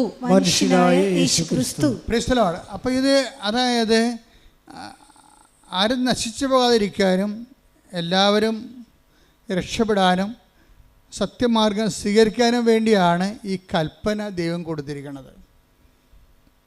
അപ്പോൾ കൽപ്പനയുടെ അകത്തെല്ലാം രക്ഷയെ വെച്ചിട്ടാണ് കൊടുത്തിരിക്കുന്നത്. അല്ല നിങ്ങൾ മാതാപിതാക്കന്മാരെ ബഹുമാനിക്കുന്നു, അല്ല വ്യഭിചാരം ചെയ്യുന്നില്ല, അല്ലെ കള്ളസാക്ഷ്യം പറയുന്നില്ല, അല്ലെ കർത്താവിൻ്റെ ദിവസം ആചരിക്കുന്നു, അതിൽ തന്നെ ഒരു ലക്ഷ്യവുമില്ല. അതിനകത്തുള്ള ദൈവിക ലക്ഷ്യം എല്ലാവരും രക്ഷപ്പെടണമെന്നുള്ള ദൈവത്തിൻ്റെ ആഗ്രഹമാണ്. അതാണ് വിഷയം. എല്ലാവരും. അപ്പോൾ കൽപ്പന ആർക്ക് വേണ്ടിയുള്ളതാണ്? ക്രിസ്ത്യാനിക്ക് വേണ്ടി മാത്രമുള്ളതല്ല. അതാണ് വിഷയം. അതാ 1 തിമോത്തി 2:4 പറയണത് എല്ലാവരും രക്ഷപ്പെടണമെന്നും സത്യമാർഗം സ്വീകരിക്കണമെന്നും. കർത്താവിൻ്റെ വചനങ്ങളിലെ വിശ്വസിച്ച് ജീവിച്ച് കഴിയുമ്പോൾ എന്താണ് നിത്യതയിലേക്കുള്ള മാർഗം ഉറപ്പുവരുത്തും. ഇപ്പോൾ എല്ലാവരും ഉടമ്പിക്കാരെ എല്ലാവരും എന്താണ് സംസാരിക്കണത്? നിത്യതയെക്കുറിച്ചാണ് സംസാരിക്കണത്. അല്ലാതെ അവർ IELTS എന്നൊക്കെ പറയും, പറമ്പ് വിറ്റെന്ന് പറയും, ജട്ടി നടപടി ഒഴിവായെന്ന് പറയും, ജോലി കിട്ടിയെന്ന് പറയും. ഇപ്പം മിഥുൻ്റെ കാര്യം തന്നെ, ഒരു മിഥുൻ്റെ സാക്ഷ്യം ഉണ്ടായിരുന്നു ഈ ദിവസം. മിഥുൻ്റെ സാക്ഷ്യം, മിഥുൻ്റെ ഒരു വിഷയം, നിങ്ങളെപ്പോലെ തന്നെ മിഥു ഇവിടെ വന്ന് മിഥു അപ്പൻ ഉടമ്പടി എടുത്ത്. അതാണ് ഞാൻ പറഞ്ഞത്, തുമ്പിയെ കൊണ്ട് കല്ലടിപ്പിക്കുക, എബ്രാൻ്റെ വെട്ടത്ത് വാരത്താഴം, അപ്പനെ കൊണ്ട് ഉടമ്പിടിപ്പിച്ചിട്ട് അവൻ കാറിലിരുന്നെന്നാണ് പറയണത്. മനസ്സിലായില്ലേ? അപ്പോൾ ഇവിടെ വന്ന് കുറച്ച് നേരം ഇങ്ങനെ ഇരുന്ന് വെച്ചാൽ കുറച്ച് ബോറടിച്ച് വിളിക്കുക. ഇവിടുത്തെ ഈ മൊത്തക്കൊടയും അതുപോലെ തന്നെ പ്രദക്ഷിണവും ഇവിടുത്തെ പ്രാർത്ഥനയും സാക്ഷിയൊക്കെ കേട്ടിട്ട് പുള്ളി ഇത് എനിക്ക് പറഞ്ഞിട്ടുള്ളതല്ല എന്ന് പറഞ്ഞുകൊണ്ട് അവിടെ ഇരുന്ന് കുറച്ച് നേരം. ആദ്യത്തെ സ്റ്റെപ്പ് അങ്ങനെയാണ്, എനിക്ക് പറഞ്ഞിട്ടുള്ളതല്ല ഇത്, നമുക്ക് പറ്റത്തില്ല, നമുക്ക് പറഞ്ഞിട്ടുള്ളതല്ല എന്ന് പറഞ്ഞു അവിടെ ഇരുന്ന്. അപ്പോൾ തന്നെ ഇവൻ എഴുന്നേറ്റ് പോയി കാറിലിരുന്നിട്ട് അവൻ സിനിമ കണ്ട്. പോരെ, ഉടമ്പടി കാണാൻ അപ്പനെ കൊണ്ട് ഉടമ്പടിപ്പിക്കാൻ വന്നവൻ സിനിമ കണ്ട്. എന്താ കാര്യം? അവന് നല്ല കോൺഫിഡൻസ് ആയിരുന്നു, അപ്പന് ഇവരെ തീറ്റി കൊടുക്കുന്നത് അവനാണെന്ന്. അവൻ്റെ പ്രശ്നം തന്നെ. മിഥുൻ്റെ പ്രശ്നം എന്താണ്? മിഥു എന്തുകൊണ്ടാണ് ഇവിടെ വന്നിട്ട് 10 മിനിറ്റ് ഇതെല്ലാം നോക്കിയിരുന്നിട്ട് നേരെ കാറിൽ പോയിരുന്ന് TV കണ്ട എന്താണ്? അപ്പനും അമ്മയ്ക്കും പെങ്ങൾക്കും എല്ലാം ഭക്ഷണം കൊടുക്കുന്ന ആരാണ്? തൻ്റെ ജോലി കൊണ്ടാണ്. അതാണ് പ്രശ്നം. താനാണ് അവിടെ ദൈവം. പിന്നെ മറ്റൊരു ദൈവം, ഈ മറ്റൊരു ദൈവത്തിൻ്റെ സാധ്യത കൽപ്പനയിലുള്ളതാണ്. മറ്റൊരു ദൈവം മിക്കവാറും നമ്മൾ തന്നെയായിരിക്കും. എപ്പോഴും മനുഷ്യന് ഒരു പ്രവണത ഉണ്ട്, മറ്റൊരു ദൈവത്തെ സൃഷ്ടിക്കാനുള്ള പ്രവണത. ഞാൻ ബുദ്ധിസം പഠിക്കുന്ന ആളാണ്. ബുദ്ധിസം പഠിച്ച് കഴിഞ്ഞ ദിവസങ്ങളിൽ പോയി ഒരു സാറുമായിട്ട് ബുദ്ധിസത്തെക്കുറിച്ച് സംസാരിച്ചു. ഇപ്പം ഞാൻ പറഞ്ഞ് ബുദ്ധനും അവസാനം എത്തിയത് താൻ ദൈവമാണെന്ന് പറഞ്ഞുകൊണ്ടാണല്ല. ബുദ്ധനിൽ ദൈവവിശ്വാസം ഇല്ലാത്ത ആളാണ്, റാഷണലായിട്ട് ചിന്തിക്കുന്ന ആളാണ്. പക്ഷേ മരിക്കാൻ നേരത്ത് പറഞ്ഞു, എൻ്റെ ദഹിപ്പിച്ച പൊടിയെടുത്ത് നിങ്ങൾ ഒരു തൂണുണ്ടാക്കി വെക്കണം. ആ സ്തൂപം കാണുമ്പോൾ നിർവ്വാണത്തെക്കുറിച്ച് ആഗ്രഹിക്കുന്ന എല്ലാവരും ആനന്ദമുണ്ടാകും. അതാണ് അല്ലയോ ആനന്ദം എന്ന് പറഞ്ഞു തുടങ്ങുന്ന അപ്പം മനുഷ്യനെ അന്വേഷിച്ച് അവസാനം എത്തണം എവിടെയാണ്? അവനാണ് ദൈവം എന്നാണ്. അതാണ് അഹം ബ്രഹ്മാസി, ഞാനാണ് ദൈവം. പോരെ? മനുഷ്യന് മറ്റൊരു ദൈവത്തെ സൃഷ്ടിക്കാനുള്ള ഒരു മാനുഷിക പ്രവണത എന്നും ഉണ്ടാകും. ഇതിനെ അഡ്രസ്സ് ചെയ്തുകൊണ്ടാണ് ബൈബിൾ കൽപ്പന ഇറക്കിയിരിക്കുന്നത്. കാര്യം എന്താണ്? നീ തന്നെ ദൈവമാണെങ്കിൽ പിന്നെ യാത്ര അവസാനിപ്പിക്കാവില്ല, നിത്യത അവസാനിപ്പിക്കാവില്ല. നിത്യതയെ മൂടിക്കെട്ടിക്കൊണ്ട് നിന്നെ തന്നെ ദൈവമാക്കി ആത്മീയ അന്വേഷണത്തെ നിന്നിലേക്ക് തിരിച്ചുവിടും. വഴി യൂട്ടേൺ അടുപ്പിക്കും. ബൈബിൾ യൂട്ടേൺ അടുപ്പിക്കത്തില്ല. ബൈബിൾ പറയും നേരെ നീണ്ടു കിടക്കുകയാണ് വഴി, ദൈവത്തിലേക്ക് നടക്കാൻ പറയും. പുറപ്പാട് 23 ശ്രുതികട ഹല്ലേലൂയ. ഞാനല്ലാതെ വേറെ ദേവന്മാർ നിനക്കുണ്ടാകരുത്. Praise the Lord. അപ്പം മിഥുനിലെ ഒരു മറ്റൊരു ദൈവം രൂപപ്പെട്ട് വരികയാണ്. അവൻ്റെ വിദ്യാഭ്യാസം, അവൻ്റെ ജോലി, അവൻ്റെ ശമ്പളം ഇവനെ മറ്റൊരു ദൈവമായിട്ട് മാറ്റും. This is our confidence. ഈ കോൺഫിഡൻസ് എപ്പോഴും ഒരു മിലിറ്ററി പൊസിഷനായിരിക്കും. ടാർഗറ്റ് ചെയ്യാൻ സാധ്യതയുള്ള സ്ഥലം, മിലിറ്ററി ടാർഗറ്റ് സ്ഥലമാണത്. അത് ഞാൻ ആദ്യം ടാർഗറ്റിനെ കുറിച്ച് പറഞ്ഞത്. നമ്മുടെ കോൺഫിഡൻസ് എവിടെയോ അവിടെയായിരിക്കും ബോംബ് വീഴാൻ സാധ്യത. ക്രിസ്തു എന്താ പറഞ്ഞത്? നിൻ്റെ ഹൃദയം എവിടെയോ അവിടെയായിരിക്കും നിൻ്റെ നിക്ഷേപം. ഇതുപോലെ തന്നെ അതിൻ്റെ അതിൻ്റെ വ്യാഖ്യാനമാണ്, നിൻ്റെ ആത്മവിശ്വാസം എവിടെയോ അവിടെയായിരിക്കും നിൻ്റെ ആത്മനാശം. ശ്രുതികട ഹല്ലേലൂയ. ക്രിസ്തുവിനെ മാത്രം ലക്ഷ്യം വെച്ച് മുന്നേറുവാൻ ഈ ആരാധനയിലൂടെ ഞങ്ങളെ അഭിഷേകം ചെയ്യണം. ഹല്ലേലൂയ. മഹത്വം മഹത്വം. തളരല്ലേ നെഞ്ചൊന്നു നീരിടല്ലേ, നിന്നെ കാണാൻ നിന്നെ കേൾക്കാൻ നാഥനുണ്ടിലേ, ആരാധന ചെയ്യാം പരിശുദ്ധ പരമ ദിവ്യകാരുണ്യത്തിന്. അപ്പൊ എനിക്ക് ഈ ദൈവത്തിന് ആവശ്യമില്ല. വീട്ടിൽ അപ്പന് വരെ ചിലവ് കൊടുക്കുന്ന ദൈവം ഞാനാണ്. മനസ്സിലായി? അതാണ് വിഷയം. അപ്പോൾ ഈ വേറെ ദൈവത്തെ ആത്മവിശ്വാസത്തിൻ്റെ ഒരു പ്രശ്നം എന്താ? ആത്മവിശ്വാസത്തിൻ്റെ പ്രശ്നം വേറെ ദൈവത്തെ സൃഷ്ടിച്ചുകൊണ്ടിരിക്കും. ഇത് ജഡിക മനുഷ്യൻ്റെ ഒരു സ്വാഭാവിക ജൈവ പ്രവണതയാണ്. ഈ ആത്മവിശ്വാസം വേറെ ദൈവത്തെ സൃഷ്ടിച്ചുകൊണ്ടിരിക്കാം. വേറെ ദൈവത്തെ സൃഷ്ടിച്ചുകൊണ്ടിരിക്കണത് തന്നെയല്ല, അത് ചില സമയത്ത് നീ തന്നെയായിരിക്കും ആ ദൈവം, അല്ലെങ്കിൽ നിൻ്റെ പ്രൊഫസറായിരിക്കും നിൻ്റെ ദൈവം. കാര്യം ഈ മനുഷ്യന്മാർക്ക് എപ്പോഴും ആരാധന വാസന ഉള്ളതാണ്. ആരാധന വാസന, ഈ ആരാധന വാസന ദൈവം മനുഷ്യരിൽ വെച്ച് കൊടുത്തിരിക്കണത് എന്തുകൊണ്ടാണ്? അതൊരു ആരാധന വാസന ഒരു ജന്മവാസനയാണ്. വാസനയല്ലേ, അത് ഇൻസ്റ്റിങ്ക്റ്റ് അല്ലേ? ആരാധന വാസനയാണ്, ഇൻസ്റ്റിങ്ക്റ്റാണ്. ഇപ്പം ഇപ്പം ഇവിടെ ഒരു പുഴയാണ്. നമ്മൾ 1 കിലോമീറ്റർ അകലെ ഒരു പുഴയുമില്ല, അവിടെയെങ്കിലും വെള്ളവുമില്ല. ഒരു ആമയെ പിടിച്ചിട്ട് കിഴക്കോട്ട് തിരിച്ച് വെച്ച് നോക്കിയേ, അത് അപ്പം തന്നെ പടിഞ്ഞോട്ട് തിരിഞ്ഞിട്ട് ഈ പുഴയിലേക്ക് നടക്കും. അതാണ് വാസന എന്ന് പറയണത്. ഇപ്പം ഇവിടെ ഒരു പുഴ കിടക്കുകയാണ്. കിഴക്ക് വശത്ത് നമ്മുടെ ആനയെ ഒരു കിലോമീറ്റർ അകലെ ഒരു ആമയെ പിടിച്ചിട്ട് കിഴക്കോട്ട് നോക്കിച്ച് വെക്കും അത്. അപ്പോൾ എന്ത് ചെയ്യും? ആമ ഓട്ടോമാറ്റിക്കായിട്ട് പടിഞ്ഞോട്ട് തിരിയും. വെള്ളമുള്ള സ്ഥലത്തേക്ക് തിരിയാനുള്ള ഒരു വാസനയുണ്ട്. അപ്പോൾ ആരാധിക്കാനുള്ള വാസന വെള്ളമുള്ളിലേക്ക് തിരിയാനും ദൈവമുള്ളിടത്തേക്ക് തിരിയാനുള്ള ഒരു ദൈവവാസനയാണത്. പക്ഷേ ദൈവവാസന ഡൈവേർട്ട് ചെയ്യപ്പെട്ട് കഴിഞ്ഞാൽ വേറെ ദൈവങ്ങൾ ഉത്ഭവിപ്പിക്കാൻ തുടങ്ങും. ചിലപ്പോൾ നിൻ്റെ കെമിസ്ട്രി പ്രൊഫസറൊക്കെ നിൻ്റെ ദൈവം, എന്താ കാര്യം? നീ ഒരു മനുഷ്യനെ ആഗ്രഹിക്കുന്ന എല്ലാ ക്വാളിറ്റിയും അവനിലുണ്ട്. നിൻ്റെ ആരാധന വാസനയുടെ വില്ലൻ നിൻ്റെ വീട്ടിലായിരിക്കും. എന്താ കാര്യം? ദൈവമെന്നും പറഞ്ഞ് വിളിച്ചുകൊണ്ട് നടക്കണ നിൻ്റെ അപ്പൻ എന്തെങ്കിലും വിഷയം കഴിയുമ്പോൾ പൂക്കൽ പോലെ വിറക്കണ കാണാം. അയാൾ നിനക്ക് ഹീറോ അല്ല. അതുകൊണ്ട് നിൻ്റെ മനസ്സ്, അരക്ഷിതമായ നിൻ്റെ മനസ്സ് ഒരു പ്രശ്നങ്ങളുടെ മുമ്പിൽ വിറക്കാത്ത ഒരു മനുഷ്യനെ തേടി നടക്കും, ഒരു സന്നിധാനത്തെ തേടി നടക്കും. അങ്ങനെ വരുമ്പോൾ ദൈവവിശ്വാസമില്ലാത്ത ഒരു പ്രൊഫസറിനെ കണ്ടുപിടിച്ചെന്ന് വിചാരിച്ചു, അല്ലെങ്കിൽ ഒരു പാർട്ടി സഖാവിനെ കണ്ടുപിടിക്കും. നീ അയാളെ ആരാധിക്കാൻ തുടങ്ങും.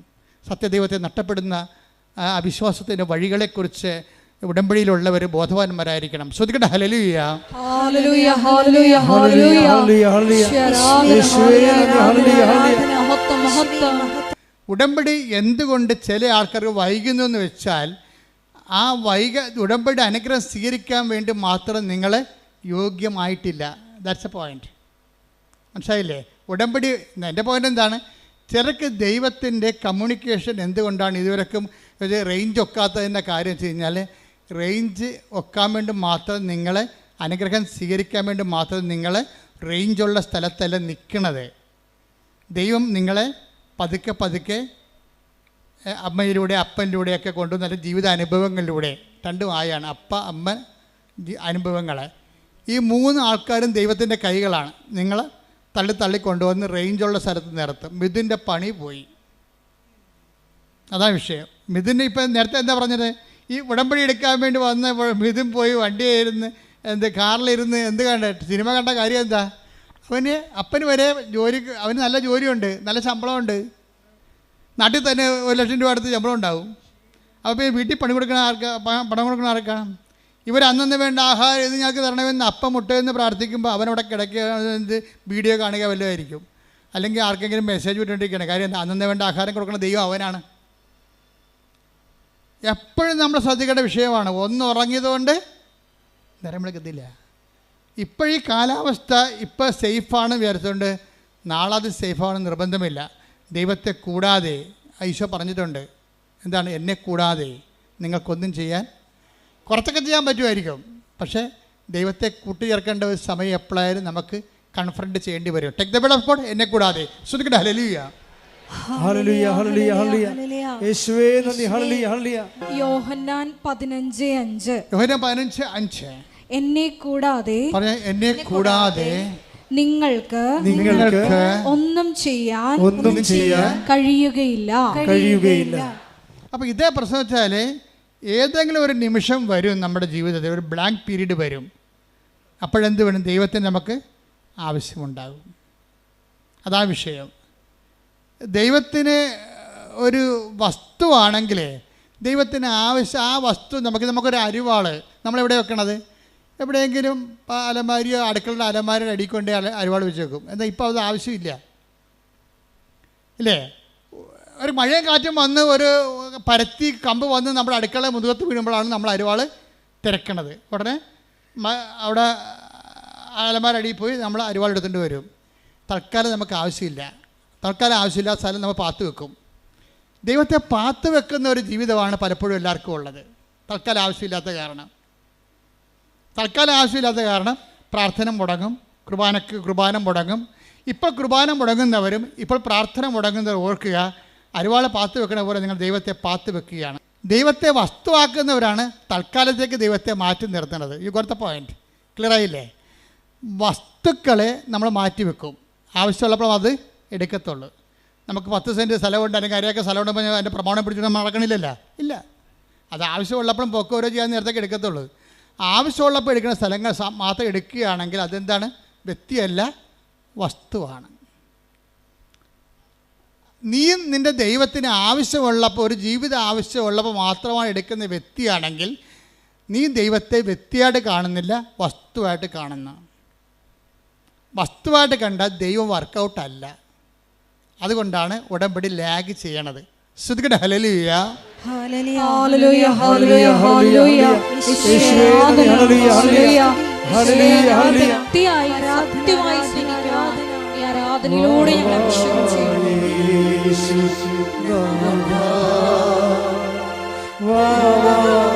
സ്നേഹ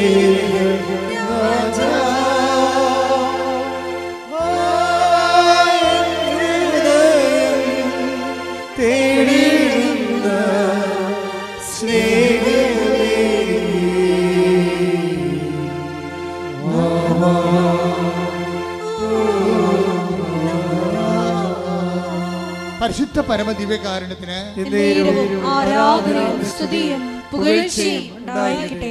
അപ്പൊ എന്നെ കൂടാതെ ഇപ്പൊ 15:5 യോഹന്നാൻ പറഞ്ഞ എന്നെ കൂടാതെ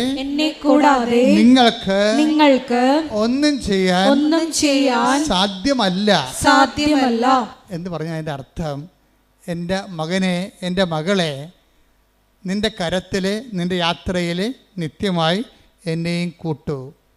ഞാൻ നിന്റെ കൂടെ വരാൻ ആഗ്രഹിക്കുന്നു. I will come with you wherever you go. നീ എവിടെ പോയാലും ഞാൻ നിന്റെ കൂടെ വരുമെന്ന് പറഞ്ഞത് തന്നെയാണ്. എന്നെ കൂടാതെ നിങ്ങൾക്ക് ഒന്നും ചെയ്യാൻ സാധ്യമല്ലെന്ന് പറയുന്നുണ്ടെങ്കിൽ അതാണ് ഉടമ്പടിയിലുള്ള ദൈവത്തിന്റെ സ്നേഹം. കൈയടിക്കട്ടെ. ഞങ്ങളുടെ കൂടെ സഞ്ചരിക്കുന്ന അവിടുത്തെ സാന്നിധ്യത്തിന്, സാമീപ്യത്തിന് നന്ദി പറയുന്നു.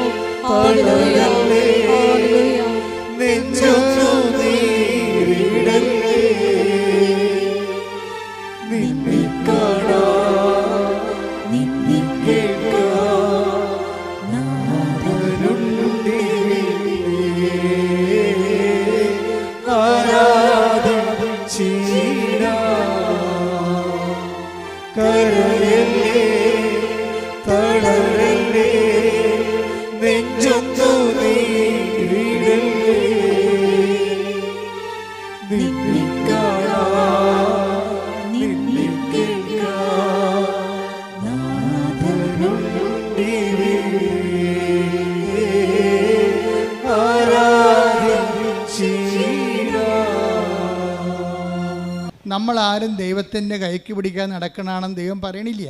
ഇപ്പം മിഥുനില്ലേ, മിഥുനെ സംബന്ധിച്ചിടത്തോളം മിഥുനിപ്പോൾ ഇവിടെ ഉടമ്പടി എടുത്തില്ല, അവൻ കാറിൽ പോയിരുന്നൊരു സിനിമ കണ്ടു എന്ന് പറഞ്ഞുകൊണ്ട് അയാളൊരു നോൺ പ്രാക്ടീസിങ് കാത്തലിക്കൊന്നും അല്ല. അയാൾ അത്യാവശ്യം കൊന്തയിലുള്ള ആളാണ്, വീട്ടിലൊക്കെ പ്രാർത്ഥന കൂടുന്ന ആളാണ്, അതിനെതിരിപ്പൊന്നുള്ള ആളല്ല. ദൈവത്തിൻ്റെ കരം പിടിച്ച് നടക്കാത്ത ആളൊന്നുമല്ല. പക്ഷേ എന്താ പ്രശ്നം വെച്ച് കഴിഞ്ഞാൽ, നിങ്ങൾ ദൈവത്തിൻ്റെ കരം പിടിച്ചിട്ടുണ്ടെന്ന് ദൈവത്തിന് തോന്നിയിട്ടില്ല. അതാണ് പ്രശ്നം. നമ്മൾ പ്രാർത്ഥിക്കുന്നു, പക്ഷേ പ്രാർത്ഥിക്കുന്നതായിട്ട് നമ്മൾക്കത് തോന്നണില്ല. മനസ്സിലായില്ലേ? നമ്മൾ പള്ളിയിൽ പോകുന്നതായിട്ടും കുർബാന കൂടുന്നതായിട്ടും നമ്മൾക്കത് തോന്നണില്ല. എന്താ കാര്യം? നിങ്ങളത് സ്പിരിച്വൽ ഫ്രിജിഡിറ്റിയിലാണ്. You are a spiritual frigidity. ഇതിനാദ്യം വേണ്ടത് അവയർനെസ്. സ്പിരിച്വൽ ഫ്രിജിഡിറ്റി, ആധ്യാത്മിക ശൈത്യത്തെ അതിജീവിക്കാനുള്ള ആദ്യ മാർഗമെന്ന് പറയുന്നത് അവയർനെസ്സാണ്. എന്താണ്? ഞാൻ ചെയ്യുന്ന കാര്യത്തിൽ എൻ്റെ മനസ്സ് ഉറപ്പിക്കണം. നിങ്ങളിവിടെ ആയിരിക്കാണ്, ഉടമ്പടി എടുത്തിരിക്കുന്ന ആളാണ്. ഇപ്പം ചില ആൾക്കാർക്കൊക്കെ ഉടമ്പടിയെക്കുറിച്ച് വല്ലാത്ത കോൺഷ്യസാണ്. എന്താ കോൺഷ്യസ്? അവബോധമാണ്. എന്താ കാര്യം വെച്ച് കഴിഞ്ഞാൽ, അവരിപ്പോൾ ഒരു അപകടം ഉണ്ടായാൽ, ഞാൻ ഇപ്പോഴും ഓർക്കും, ഒരു ആങ്ങളെ ഉടമ്പടി എടുത്ത്, ഒരു പെങ്ങൾ ഉടമ്പടി എടുത്തതാണ്. അപ്പോൾ ഉടമ്പടി എടുത്ത് അവളങ്ങനെ ഉടമ്പടി ജീവിക്കുകയാണ്. വേറെ എന്തോ കാര്യത്തിന് വേണ്ടി, അവൾക്ക് വേണ്ടി, ഭർത്താവിന് വേണ്ടിയൊക്കെയാണ് ഉടമ്പടി എടുത്തിരിക്കുന്നത്. പക്ഷേ അവൾക്ക് ഉടമ്പടിയാണെന്ന് അവൾക്ക് അവയർനെസ് ഉണ്ട്. പക്ഷേ കുറച്ച് കഴിഞ്ഞപ്പോൾ ഒരു ഭയങ്കര ഫോൺ കേട്ടോ. അവൾ ഫോൺ എടുത്ത് നോക്കിയപ്പോൾ കൂട്ടുകാരത്തി വിളിച്ചിരിക്കുകയാണ്. എടി, നിൻ്റെ ആങ്ങളയെ വണ്ടി ഇടിച്ചെന്ന് പറഞ്ഞ്. ആ വണ്ടി കണ്ട ആങ്ങളും ഉണ്ടെന്ന് അറിയാൻ പറ്റത്തില്ല, നീ പേടിക്കാൻ പറയുകയല്ല, നീ പ്രാർത്ഥിക്കാൻ പറയണമെന്ന് പറഞ്ഞ് അവർ ഫോൺ കട്ട് ചെയ്തു. ഫോൺ കട്ട് ചെയ്യണമെങ്കിൽ ഇവളൊരു കാര്യം പറയും, എൻ്റെ ആങ്ങളൊക്കെ ഒരു ചുക്ക് സംഭവിക്കത്തില്ല, ഞാൻ ഉടമ്പടി എടുത്തതാണെന്ന്. ഇതാണ് കവനൻ്റ് കോൺഷ്യസ് എന്ന് പറയണത്. കവനൻ്റ് കോൺഷ്യസ് ഉടമ്പടി എടുക്കുമ്പോൾ നിങ്ങളുടെ കയ്യിൽ ഞാൻ എപ്പോഴും തരികയില്ലേ. ഇപ്പം ചില ആൾക്കാർ എന്നെ കണ്ടു കഴിയുമ്പോൾ ആൾക്കാർ ചോദിക്കുക, അച്ഛാ ഇത് കണ്ട അച്ഛാ, ഉടമ്പടി കാശുരൂപയില്ല, ഞാൻ കൊച്ചു കാശ് കൊണ്ട് നടക്കണമെന്ന് പറയും. ഞാൻ പറഞ്ഞു, കൊച്ചു ഉടമ്പടി കാശുരൂ എന്ത് ചെയ്യും? അപ്പം മിണ്ടത്തില്ല. അതെന്താ കാര്യം? അവർ മകൾക്ക് കൊടുത്തതാണേ, നമുക്കത് കൈമാറ്റം ചെയ്യാൻ പറ്റത്തില്ല. ഉടമ്പടി കാശുരൂപം പോയാൽ നിങ്ങളുടെ മുമ്പിൽ ഉടമ്പടി കാശ് ഇനി വേണമെങ്കിൽ ഉടമ്പടി എടുക്കാനേ പറ്റത്തുള്ളൂ. അല്ല എന്തെങ്കിലും ഒരു വസ്തു തരികയല്ല. ഉടമ്പടി നിങ്ങളുടെ നെഞ്ചത്ത് കിടക്കുമ്പോൾ, ആ കാശ് നിങ്ങളുടെ നെഞ്ചത്ത് കിടക്കുമ്പോൾ നിങ്ങൾ ഉടമ്പടിയാണ്. അത് ഒരു ഓർമ്മയാണ്. നിങ്ങൾക്കറിയാവില്ല, ക്രിസ്ത്യാനിറ്റിയിലെല്ലാം വർക്കിംഗ് കണ്ടീഷനിലായിരിക്കുന്നത് ഓർമ്മ സ്റ്റേജിലാണ്. ഓർമ്മയെ ഉണർത്തുക എന്നുള്ളതാണ് വിശ്വാസിയുടെ നടപടിക്രമങ്ങളുടെ പ്രധാന ലക്ഷ്യം. ഓർമ്മയെ ഉണർത്തിക്കഴിഞ്ഞാൽ ഉടനെ അഭിഷേകവും ആത്മശക്തിയുമായിട്ട് ഇത് കൺവേർട്ട് ചെയ്യും. ക്രിസ്ത്യാനിറ്റി മൊത്തം ഒരു ഓർമ്മയിലാണ് നിൽക്കുന്നത്. അതിൻ്റെ ഫോം എന്താണ്? What is form? ഇതൊരു മെമ്മറി ഫോമിലുള്ളതാണ്. ഓർമ്മയെ ഉണർത്താൻ പറ്റിയ ഏറ്റവും ടോപ്പായിട്ടുള്ള ആക്ടിവേഷൻ ഫോർമുലയാണ് മാസം എന്ന് പറയുന്നത്. ഓർമ്മ ഉണർത്തലാണ്. Do this in memory of me. ഇതെൻ്റെ ഓർമ്മ. എന്നെ സംബന്ധിച്ചിടത്തോളം ഭയങ്കര ഈ കുർബാന, ആൾക്കാരോട്ട് നടത്തുന്ന കുർബാന എന്ന് പറയുന്നത് ഒരു വല്ലാത്ത കുർബാനയാണ്. അത് ആഘോഷമാണ് ശരിക്കും. എന്തിനാഘോഷിക്കുന്നു? എൻ്റെ കർത്താവ് എനിക്ക് വേണ്ടി മരിച്ചതിനെ ഞാൻ ആഘോഷിക്കുകയാണ്. അതാണ് മരണം പ്രഖ്യാപനമാണ്. ജീസസ് ഡൈഡ് ഫോർ മീ എന്നാണ് ഞാൻ പറയുന്നത്. നമ്മളെല്ലാവരും പറയുന്നതാണ്.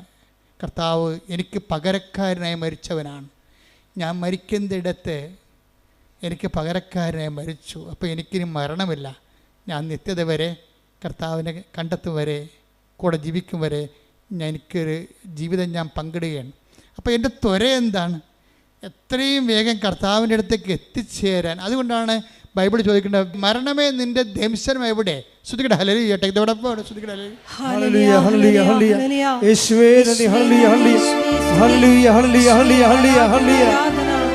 1 കൊരിന്തോസ് 15:55.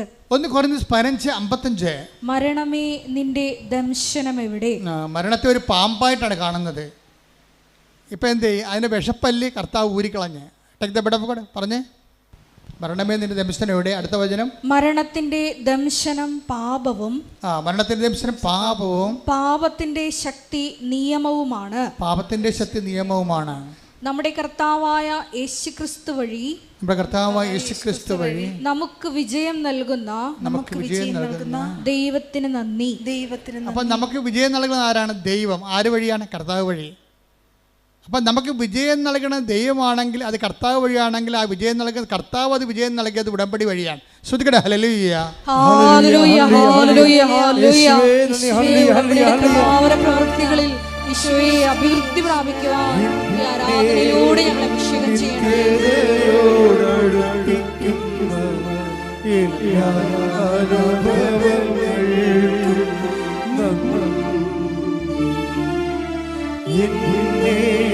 നല്ല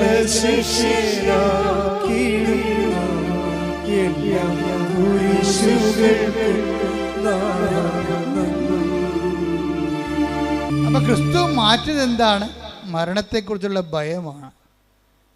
ഇനി മരണമില്ല. വചനം അവസാനിക്കുന്നതും വെളിപാട് അവസാനിക്കുന്നതും എന്താണ്? ഇനി മരണമില്ല. Take the bed of God. ശ്രുതിക്കട്ടെ ഹല്ലേലൂയ.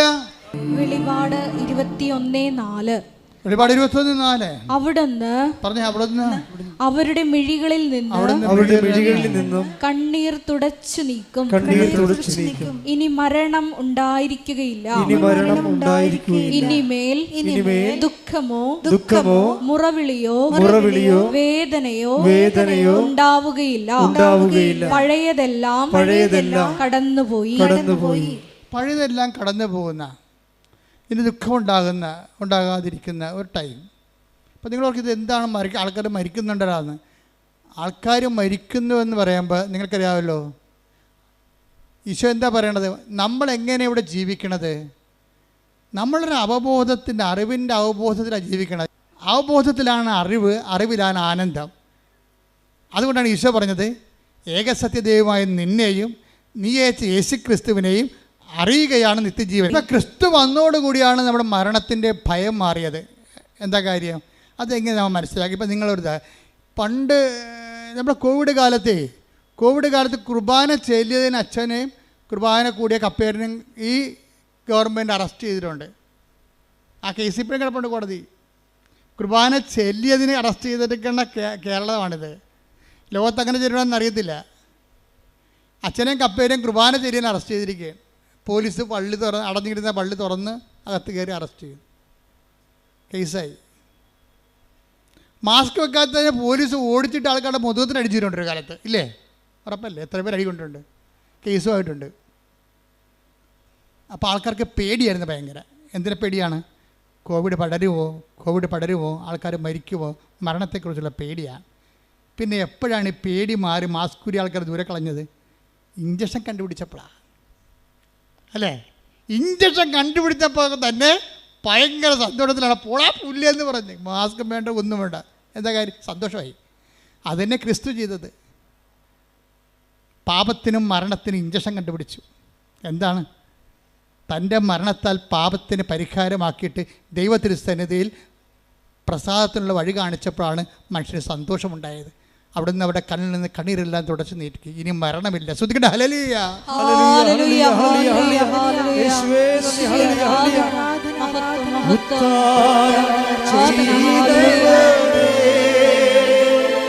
ഞങ്ങൾ ആരാധിക്കുന്നു മരണത്തെ ജയിച്ചവരെ, ഞങ്ങൾ ആരാധിക്കുന്നു. അതായത് എപ്പോഴും ക്രിസ്തുവിനെ നമ്മൾ സ്നേഹിക്കുമ്പോൾ അറിഞ്ഞ് സ്നേഹിക്കുന്നതാണ് നല്ലത്. അല്ല പശുവിനെ നമ്മൾ എന്തിന് സ്നേഹിക്കുന്നു? പശുവിനെ എന്തിന് സ്നേഹിക്കുന്നു? പശു എനിക്ക് പാല് തരുന്നു, ക്രിസ്തു എനിക്ക് അയൽട്ടീസ് തരുന്നു. കണ്ട, പല ആൾക്കാരുടെ ഉള്ളിൽ അറിവിൽ ക്രിസ്തുവിന് പശുവിൻ്റെ റേറ്റിങ്ങേ ഉള്ളു. ഞാൻ പശുവിനെ സ്നേഹിക്കുന്നു. എന്താ കാര്യം? പശു എനിക്ക് പാല് തരുന്നു. പിന്നെ എന്താ? പശു എനിക്ക് ചാണകം തരുന്നു. ചാണകം എനിക്കിന് തക്കാളിക്കിടാം അല്ലേ? അപ്പോൾ വളം തരുന്നു. അതുകൊണ്ട് ഞാൻ പശുവിനെ സ്നേഹിക്കുന്നു. ക്രിസ്തു എന്നെ ജപ്റ്റിനോട് മാറ്റുന്നു. ക്രിസ്തു എനിക്ക് ജോലി തരുന്നു. ഞാൻ ക്രിസ്തുവിനെ സ്നേഹിക്കുന്നു. ഞാൻ പശു എനിക്ക് ചാണകം തരുന്നു, പശു എനിക്ക് പാല് തരുന്നു, ഞാൻ പശുവിനെ സ്നേഹിക്കുന്നു. പല ആൾക്കാരും ക്രിസ്തുവിനെ സ്നേഹിക്കുന്നത് അവൻ്റെ അറിവിൻ്റെ നിലവാരവും ആരാധന നിലവാരവും മൃഗസമാനമാണ്.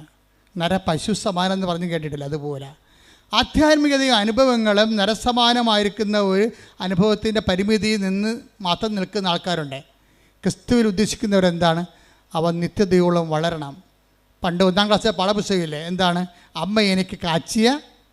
വലിയ മോർക്കറിയാം. നിങ്ങൾക്കൊന്നും അറിയാൻ പറ്റും, നിങ്ങൾ വേറെ പുസ്തകം പഠിച്ചിരിക്കണമെന്നുണ്ട്. DPEPക്കാരല്ലേ? വലിയ മോർക്കറിയാം, പഴയ പാഠപുസ്തകമുണ്ട്. എന്താണ്? അമ്മ എനിക്ക് കാച്ചിയ. അമ്മണി വന്നു, കമ്മൽ തന്നു അല്ലേ? അതന്നെ. അപ്പോൾ അമ്മ എനിക്ക് കാച്ചിയ പാല് തരുന്നു. എന്താ കാര്യം? ഞാൻ അച്ഛനോളം വലുതാകണം. അതാണ് അമ്മയ്ക്കിഷ്ടം. അതാണ് 1-ാം പാഠം. അധ്യാത്മിക 1-ാം പാഠവും ബൈബിളിൻ്റെ 1-ാം പാഠവും അത് തന്നെയാണ്. എന്താണ്? ക്രിസ്തു എനിക്ക് സ്വന്തം ശരീരവും രക്തവും തരുന്നു. എന്താ കാര്യം? ഞാൻ നിത്യതയോളവും വലുതാകണം. ശ്രദ്ധിക്കട്ടെ. ഹല്ലേലൂയ, ഹല്ലേലൂയ, ഹല്ലേലൂയ. യേശുവേ ഞങ്ങളെ സ്വന്തമാക്കിയ അവിടുത്തെ സ്നേഹത്തിന് നന്ദി പറയുന്നു. എന്ന് നീ ഉടമ്പടി എടുക്കുന്നു. ജോലി കിട്ടാൻ, വീട് കിട്ടാൻ, മക്കളുണ്ടാകാനെന്ന് പറഞ്ഞു കഴിഞ്ഞാൽ സ്വാഭാവികമായിട്ട് ഇതിന് ഭൂമി മാത്രമേ ഉള്ളൂ നിനക്ക്. അതിൻ്റെ അകത്ത് എൻഡിട്ട് ഇത് പറക്കത്തില്ല. പറക്കാത്ത ഉടമ്പടി എടുത്തിരിക്കണത്. എന്താ കാര്യം? താറാവ് അധികം പറക്കത്തില്ലല്ലോ, ഇല്ലേ? പക്ഷെ കഴുകനാണെങ്കിൽ പറക്കും. അപ്പോൾ നീ ഒരു ഈഗിൾ കവനൻ്റാണ് എടുത്തിരിക്കണമെന്നുണ്ടെങ്കിൽ ഇത് പറന്നങ്ങ് നിൽക്കും. എന്താ കാര്യം? എന്താ? നിത്യത. എന്താണ് ഇതിൻ്റെ ഉദ്ദേശം? എന്താണ്? നിത്യതയാണ്. നീ ഇവിടുത്തെ ജോലി, വീട്, വിവാഹം, IELTS, PR എന്നൊക്കെ പറഞ്ഞു കഴിഞ്ഞാൽ ഇവിടെ കൂടി നിരച്ച് നടക്കണ ജീവിനെ പോലെയുള്ള ഭൂമി നിസാനം പൊങ്ങി വരത്തില്ല. അതുകൊണ്ട് തന്നെ ഉടമ്പടിയിൽ എപ്പോഴും നിത്യത നിൻ്റെ ഒരു ജീവിത വിഷയമായിരിക്കണം. അതെന്താ കാര്യം വെച്ച് കഴിഞ്ഞാൽ ക്രിസ്തുവിൻ്റെ സ്വപ്നം അതാണ്. Perfect as your heavenly Father is perfect. Take the word of God. Hallelujah.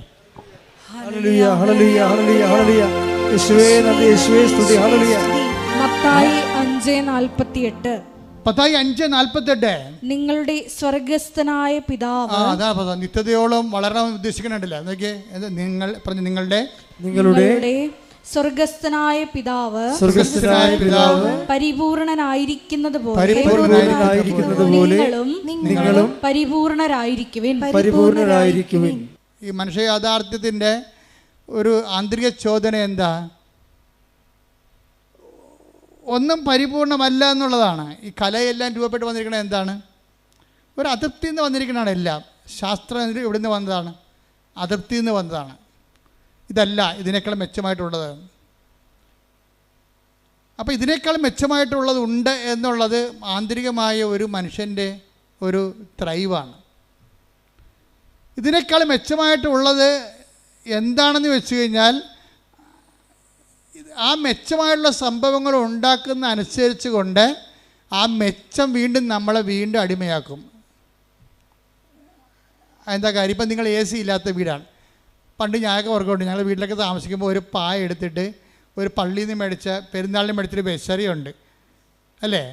അപ്പോൾ നല്ല ചൂടായിരിക്കും നാട്ടിൻപുറത്തൊക്കെ ഈ ജനുവരി മാസം, മാർച്ച് മാസത്തിലൊക്കെ.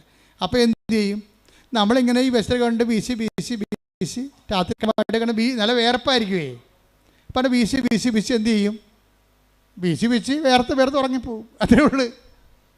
കറണ്ട് ഇല്ലാത്ത സമയത്ത് പിന്നെ അവിടെ കിടക്കാൻ പറ്റത്തില്ല. വിശറിക്ക് നമ്മളെ രക്ഷിക്കാൻ പറ്റണില്ല. ഫാൻ കണ്ടുപിടിച്ചപ്പോൾ അതിനെ മുഴുവൻ പുകയുടെയും കരിയും ചിലന്തി വരെയൊക്കെ ആയപ്പോൾ മനുഷ്യൻ AC വെച്ചു. AC കുറച്ച് നേരം ഇരുന്ന് കഴിയുമ്പോൾ AC തന്നെ റിപ്രക്കഷൻസും റെസിപ്രേഷനും പല രോഗങ്ങളൊക്കെ ആയിട്ട് ഈ വെള്ളം കുടിക്കണവന് ഇനിയും ദാഹിക്കും. ഈശോ പറഞ്ഞതല്ലേ, വിശറി പിടിക്കുന്നവന് പിന്നെയും ദാഹിക്കും, അവന് ഫാൻ വേണം. ഫാനുള്ളവന് പിന്നെയും ദാഹിക്കും, അവന് AC വേണം. ഈ വെള്ളം കുടിക്കണവന് ഇനി യോഹന്നാൻ 4:13 യേശു പറഞ്ഞു, ഈ വെള്ളം കുടിക്കുന്ന ഏവനും വീണ്ടും ദാഹിക്കും. അപ്പോൾ ഇത് മനുഷ്യൻ ഈ ഭൂമിയിൽ നിങ്ങളുടെ മെറ്റീരിയൽ ബോഡിയെ എന്തെങ്കിലും ഉപയോഗിച്ചു കൊണ്ടാണ് നിങ്ങൾ തൃപ്തിപ്പെടുത്താൻ വരുന്നുണ്ടെങ്കിൽ മരണം വരെ തൃപ്തിയില്ലാത്ത അവസ്ഥ തുടരുമെന്നാണ് പറയുന്നത് ബൈബിള്. യോഹന്നാൻ 2:17 എടുത്തേ. 2:17 ലോകവും അതിൻ്റെ മോഹങ്ങളും കടന്നു പോകുന്നു. അതാണ് പ്രശ്നം. ഈ മോഹങ്ങൾക്കെല്ലാം നമ്മൾ പുതിയ സ്ഥാനം കണ്ടുപിടിക്കുകയും ചെയ്യും. പക്ഷെ എന്താ പറയണത്, അതും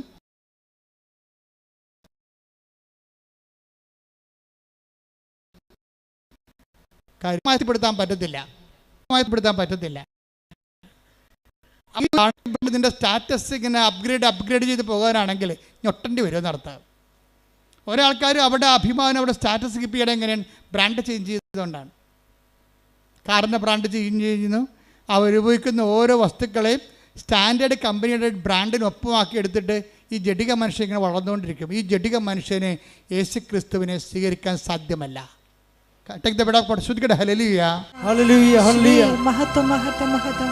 യോഹന്നാൻ 14:17 ഈ സത്യാത്മാവിനെ സ്വീകരിക്കാൻ ലോകത്തിന് സാധിക്കുകയില്ല, കാരണം അത് അവനെ കാണുകയോ അറിയുകയോ ചെയ്യുന്നില്ല. എന്നാൽ നിങ്ങൾ അവനെ അറിയുന്നു, കാരണം അവൻ നിങ്ങളോടൊത്ത് വസിക്കുന്നു, നിങ്ങളിൽ ആയിരിക്കുകയും ചെയ്യും. ഇതൊരു തിരിച്ചറിവിൻ്റെ വിഷയമാണ്. നമ്മളോടൊത്ത് ആയിരിക്കുന്ന പരിശുദ്ധാത്മാവിനെ അവബോധപ്പെടുത്തുകയും നമ്മൾ നിറയാൻ വേണ്ടി അതിൻ്റെ ഫലങ്ങൾക്ക് വേണ്ടി പ്രാർത്ഥിക്കുകയും പരിശുദ്ധാത്മാവിൻ്റെ നൽകുന്ന പരീക്ഷണങ്ങളെ വിവേചിച്ച് മനസ്സിലാക്കുകയും അതിൻ്റെ പാഠങ്ങളെ പഠിക്കുകയും പൂർത്തിയാകാൻ വേണ്ടി ആത്മാവിനാൽ എന്താ പറയണത്, ഞാൻ തരുന്ന വെള്ളം കുടിക്കുന്നവന്, അതാണ് ഈശോ പറഞ്ഞത്. തിരുനാളിൻ്റെ മഹാദിനത്തിൽ അവൻ എഴുന്നേറ്റതെന്ന് 7 യോഹന്നാൻ 7:37 ശ്രദ്ധിക്കട്ടെ. ഹല്ലേലൂയ ഹല്ലേലൂയ ഹല്ലേലൂയ യേശുവേ നന്ദി. യോഹന്നാൻ 7:37 തിരുനാളിന്റെ അവസാനത്തെ മഹാദിനത്തിൽ തിരുനാളിന്റെ അവസാനത്തെ മഹാദിനത്തിൽ യേശു എഴുന്നേറ്റ് നിന്ന് ശബ്ദമുയർത്തി പറഞ്ഞു, ആർക്കെങ്കിലും ദാഹിക്കുന്നെങ്കിൽ അവൻ എന്റെ അടുക്കൽ വന്ന് കുടിക്കട്ടെ. എന്നിൽ വിശ്വസിക്കുന്നവന്റെ ഹൃദയത്തിൽ നിന്ന് വിശുദ്ധ ലിഖിതം പ്രസ്താവിക്കുന്നത് പോലെ ജീവജലത്തിന്റെ അരുവികൾ ഒഴുകും. ഇപ്പോൾ ഉടമ്പടി എങ്ങോട്ടാണ് സഞ്ചരിക്കണം എന്ന് വെച്ചാൽ ജീവജലത്തിൻ്റെ ഉറവയിലേക്കാണ് സഞ്ചരിക്കുന്നത്. ജഡികമായ കാര്യങ്ങളൊക്കെയാണ് ചോദിച്ചിരിക്കണമെങ്കിലും ജഡികമായ കാര്യങ്ങളെക്കുറിച്ച് ഈശോ ഒരു തീർപ്പ് കൽപ്പിച്ചിട്ടുണ്ട്. സുപ്രീം കോടതി ഫുൾ ബെഞ്ച് തീരുമാനമാണ്. ഈശോ ഒരു കാര്യം പറഞ്ഞാൽ എന്താണ്? അവൻ അന്ത്യവിധിയാളൻ ആരാണ്? അവനല്ലേ. അപ്പോൾ അവനൊരു കാര്യം പറഞ്ഞാൽ പിന്നെ ഡിവിഷൻ ബെഞ്ചല്ല, ഫുൾ ബെഞ്ചാണത്. അവനൊരു കാര്യം പറഞ്ഞാൽ സ്വർഗീയ സുപ്രീം കോടതിയുടെ ഫുൾ ബെഞ്ച് തീരുമാനമാണ്. എന്താണ്? ഈ വെള്ളം കുടിക്കണവൻ ഇനി ദാഹിക്കും. നമ്മൾ എന്തെല്ലാം ഈ ലോകത്ത് നേടാൻ വേണ്ടി ഉടമ്പടി എടുത്താലും യഥാർത്ഥ ദാഹം എന്താണ്? ഞാൻ തരുന്ന വെള്ളം കുടിക്കുന്നതിന് ഒരിക്കലും ദാഹിക്കുകയില്ല. ഞാൻ തരുന്ന വെള്ളം എന്താണ്? തിരുനാളിൻ്റെ ഒന്ന് പറഞ്ഞേ, തിരുനാളിൻ്റെ 1-ാം ഘട്ടം തന്നെ. ഒരു വലിയ വിഷയം പറയുമ്പോൾ ഈശോ പഠന പാട് കണ്ടില്ലേ? തിരുനാളിൻ്റെ രണ്ടാമത്തത് എന്താ? മഹാദിനത്തിൽ പിന്നെന്താ? അവൻ എഴുന്നേറ്റ് നിന്ന് ഉച്ചത്തിൽ പറഞ്ഞു. ഇത്രയും എംഫാറ്റിക് ആയിട്ടൊരു ഒറ്റ വാക്ക് ഈശോ പറഞ്ഞിട്ടില്ല. ഒരു വാക്ക് പറയാൻ വേണ്ടി തിരുനാളിൻ്റെ 11 ദിവസങ്ങളിൽ 11ാമത്തെ ദിവസം തിരഞ്ഞെടുക്കുകയാണ് ക്ലൈമാക്സ്. തിരുനാളിൻ്റെ മഹാദിനത്തിൽ എഴുന്നേറ്റ് നിന്ന് അവനെന്ത് ചെയ്ത്? അവൻ ഉച്ചത്തിൽ പറഞ്ഞു. താത്തി പറയാൻ സാധാരണ സ്വരത്തല്ല, ഉച്ചത്തിൽ പറഞ്ഞു. എന്താ പറഞ്ഞത്? നീ ദൈവത്തിലെത്തുന്നത് വരെ ഏത് മതത്തിലും ജാതിയിലും ജീവിച്ചാലും നീ ഒടുവിൽ എത്തിച്ചേരേണ്ട ഒരു സ്ഥലമുണ്ട്. എന്താണ് പറഞ്ഞ? ആർക്കെങ്കിലും ദാഹിക്കുന്നെങ്കിൽ അവൻ എൻ്റെ അടുത്ത് വരട്ടെ, എന്നിൽ വിശ്വസിക്കുന്നവരുടെ ഹൃദയത്തിൽ നിന്ന് ജീവജലത്തിന്റെ അരുവികൾ ഒഴുകും. ഈ ജീവജലത്തിന്റെ അരുവികൾ തന്നിൽ വിശ്വസിക്കാറുന്ന പരിശുദ്ധാത്മാവിനെ കുറിച്ച് അവൻ പറഞ്ഞത്. Take the word of God. ശ്രദ്ധിക്കട്ടെ. ഹല്ലേലൂയ ഹല്ലേലൂയ ഹല്ലേലൂയ ഹല്ലേലൂയ. യേശുവേ നന്ദി. ഹല്ലേലൂയ ഹല്ലേലൂയ. യോഹന്നാൻ 7:39 അവൻ ഇത് പറഞ്ഞത് തന്നിൽ വിശ്വസിക്കുന്നവരെ സ്വീകരിക്കാനിരിക്കുന്ന ആത്മാവിനെ കുറിച്ചാണ്. നീ പരിശുദ്ധാത്മാവിനെ സ്വീകരിക്കാൻ വേണ്ടി ഉടമ്പടിയിൽ ഞാൻ എപ്പോഴും പറയും, മക്കളെ, നിങ്ങൾ ഉടമ്പടി എടുക്കുമ്പോൾ ഒരു കോളം ദൈവത്തിന് കൊടുത്തേക്കണം. എന്തിനാണ്? അത് പരിശുദ്ധാത്മാവിൻ്റെ കോളമാണ്. നിൻ്റെ സാഹചര്യവും ആത്മീയമായിട്ടുള്ള നിൻ്റെ ഒരു അവസ്ഥയനുസരിച്ചുകൊണ്ട് നിന്നെ നയിക്കാൻ പറ്റിയ മരുന്നുകൾ ദൈവത്തിന് എഴുതി ചേർക്കാൻ പറ്റിയ ഇടമാണത്. അതിന് നിങ്ങൾ മതവും ജാതിയും ഒന്നും മാറേണ്ട കാര്യമില്ല. ക്രിസ്തുവിനെ സ്വീകരിക്കണേ ആർക്കാണ് ജാതി മാറേണ്ടത്? ആർക്കാണ് മതം മാറേണ്ടത്? ഇത് അതിനുള്ള സംവിധാനമാണോ? അല്ല. നിങ്ങൾ ക്രിസ്തുവിനെ get Jesus and get saved എന്ന് വെച്ചാൽ ക്രിസ്തുവിനെ സ്വീകരിക്കുന്നവരെ അവർ മതാതീതമായിട്ട് അതീതമായിട്ട് അപ്പനും മക്കളും തമ്മിൽ ഒരുമിച്ച് കണ്ടെത്തിക്കൊണ്ട് സന്തോഷത്തോടെ ജീവിക്കുന്ന സാഹചര്യം ഇവിടെ ഉണ്ടായത് നിൻ്റെ കടങ്ങൾ കർത്താവ് അവൻ്റെ മരണത്താൽ പരിഹരിച്ചത് കൊണ്ടും നിന്നെ അവൻ കടങ്ങളിൽ നിന്ന് നീ ചെയ്യേണ്ട പാപത്തിന് പരിഹാരം അവൻ ചെയ്തപ്പോൾ അവൻ്റെ പരിഹാരം എനിക്ക് വേണ്ടി കൂടിയാണെന്ന് ഞാൻ വിശ്വസിക്കുമ്പോഴാണ് ജ്ഞാനത്താൽ നമ്മൾ സ്നാനം സ്വീകരിക്കുന്നത്. വെള്ളം കൊണ്ടല്ല, ജ്ഞാനത്താൽ. ആ അറിവ് തന്നെയാണ് നമുക്ക് സ്നാനമായി മാറുന്നത്. നിനക്ക് ക്രിസ്തുവിനെക്കുറിച്ചുള്ള സത്യമായ അറിവുണ്ടെങ്കിൽ നീ ജ്ഞാനത്താൽ സ്നാനം ചെയ്യപ്പെട്ട വ്യക്തിയാണ്. കാര്യം എന്താണ്? അറിവിൻ്റെ അഭവമായ ആദ്യവും അവസാനവും ആൽഫയും ഒമേഗയും ആരാണ്? ക്രിസ്തുവാണ്. അറിവ് എന്താണ്? അനുഭവം എന്ന് പറയുന്നത്. അറിവിൻ്റെ അനുഭവം നിത്യതയാണ്. ശ്രുതിക്കട്ടെ. ഹല്ലേലൂയ ഹല്ലേലൂയ ഹല്ലേലൂയ ഹല്ലേലൂയ ഹല്ലേലൂയ ഹല്ലേലൂയ. ആരാധന ദൈവപിതാവേ, നന്ദി ദൈവപിതാവേ. ജീവജലത്തിനരുവിയായി ഇറങ്ങി ഒഴുകണമേ, സ്നേഹാഗ്നിജ്വാലയായി എന്നിൽ കത്തിപ്പടരണമേ. ജീവജലത്തിനരുവിയായി ഇറങ്ങി ഒഴുകണമേ, സ്നേഹാഗ്നിജ്വാലയായി എന്നിൽ കത്തിപ്പടരണമേ.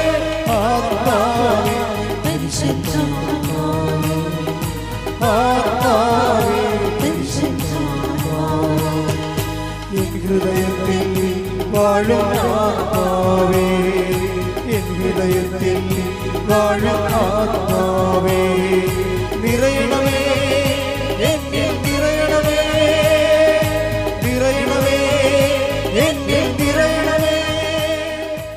അതിലൂടെ അവസാനം ഈശോ പറഞ്ഞത് receive Jesus Christ and get saved എന്നാണ് പറഞ്ഞത്. ക്രിസ്തുവിനെ നിങ്ങൾ അറിവിൽ സ്വീകരിക്കുക, നിങ്ങൾ നിത്യത അവകാശമാക്കുക.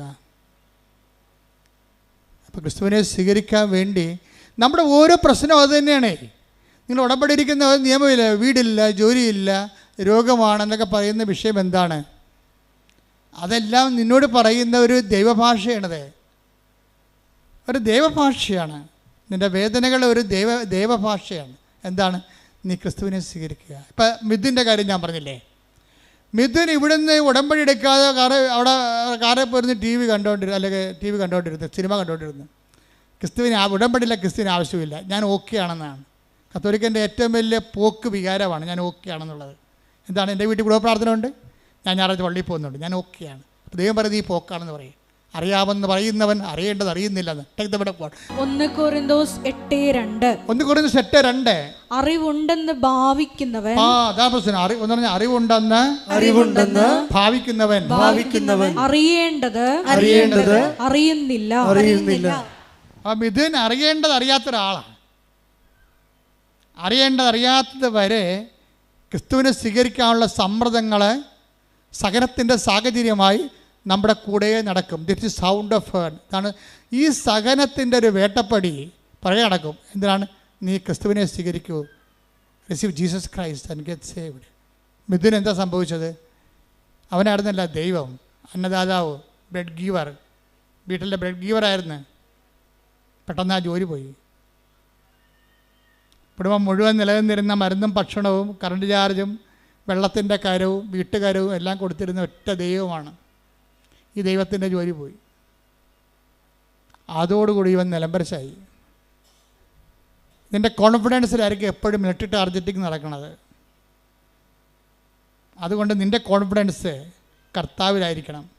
പ്രാർത്ഥിക്കുക, കർത്താവേ, എൻ്റെ പഠനം, എൻ്റെ ആരോഗ്യം, എൻ്റെ തറവാടിത്തം, എൻ്റെ സമ്പത്ത് ഒന്നുമല്ല. കർത്താവേ, നീയാണ് എൻ്റെ പാറ, നീയാണ് എൻ്റെ ആത്മവിശ്വാസം. കോൺഫിഡൻസ് കർത്താവിലാകുമ്പോൾ അത് പാറയുടെ ബലം ചെയ്യും. കർത്താവാണ്, എനിക്ക് കർത്താവുണ്ടല്ലോ. എല്ലാവർക്കും പ്രശ്നങ്ങൾ വരുമ്പോൾ എന്താണ് അവർ പറയണത്? അപ്പന് പെട്ടെന്ന് തലപ്പോശൽ വന്നു, അപ്പൻ ICU ആയെന്ന് ഫോൺ വരുമ്പോൾ മകളെന്താ പറയണത്? ഞാൻ പാറപ്പുറത്താണ്. എന്താ കാര്യം? നമ്മളമ്മച്ചി ഉടമ്പടി എടുത്തിട്ടുണ്ടല്ലോ അമ്മച്ചി, അതാണ് പാറയെന്ന് പറയണത്. ഇന്ന് എല്ലാവരും അങ്ങനെ പറയാൻ തുടങ്ങി. കേരളത്തിൻ്റെ ആധ്യാത്മിക അജണ്ട അമ്മമാരെ പ്രത്യക്ഷപ്പെട്ടതിൻ്റെ ഭാഗമായിട്ട് ദൈവം ഇവിടെ നിശ്ചയിച്ചിരിക്കണം ഉടമ്പടിയിലൂടെ. ശ്രുതിക്കട്ടെ, ഹല്ലേലൂയ, ഹല്ലേലൂയ, ഹല്ലേലൂയ. ക്ലേശകാലത്തെ കൂടാതെ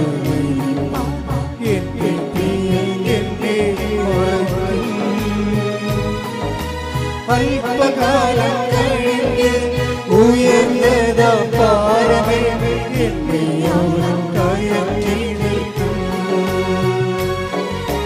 അല്പകാലം കഴിഞ്ഞ് ഉയർന്നതാ പാറമേ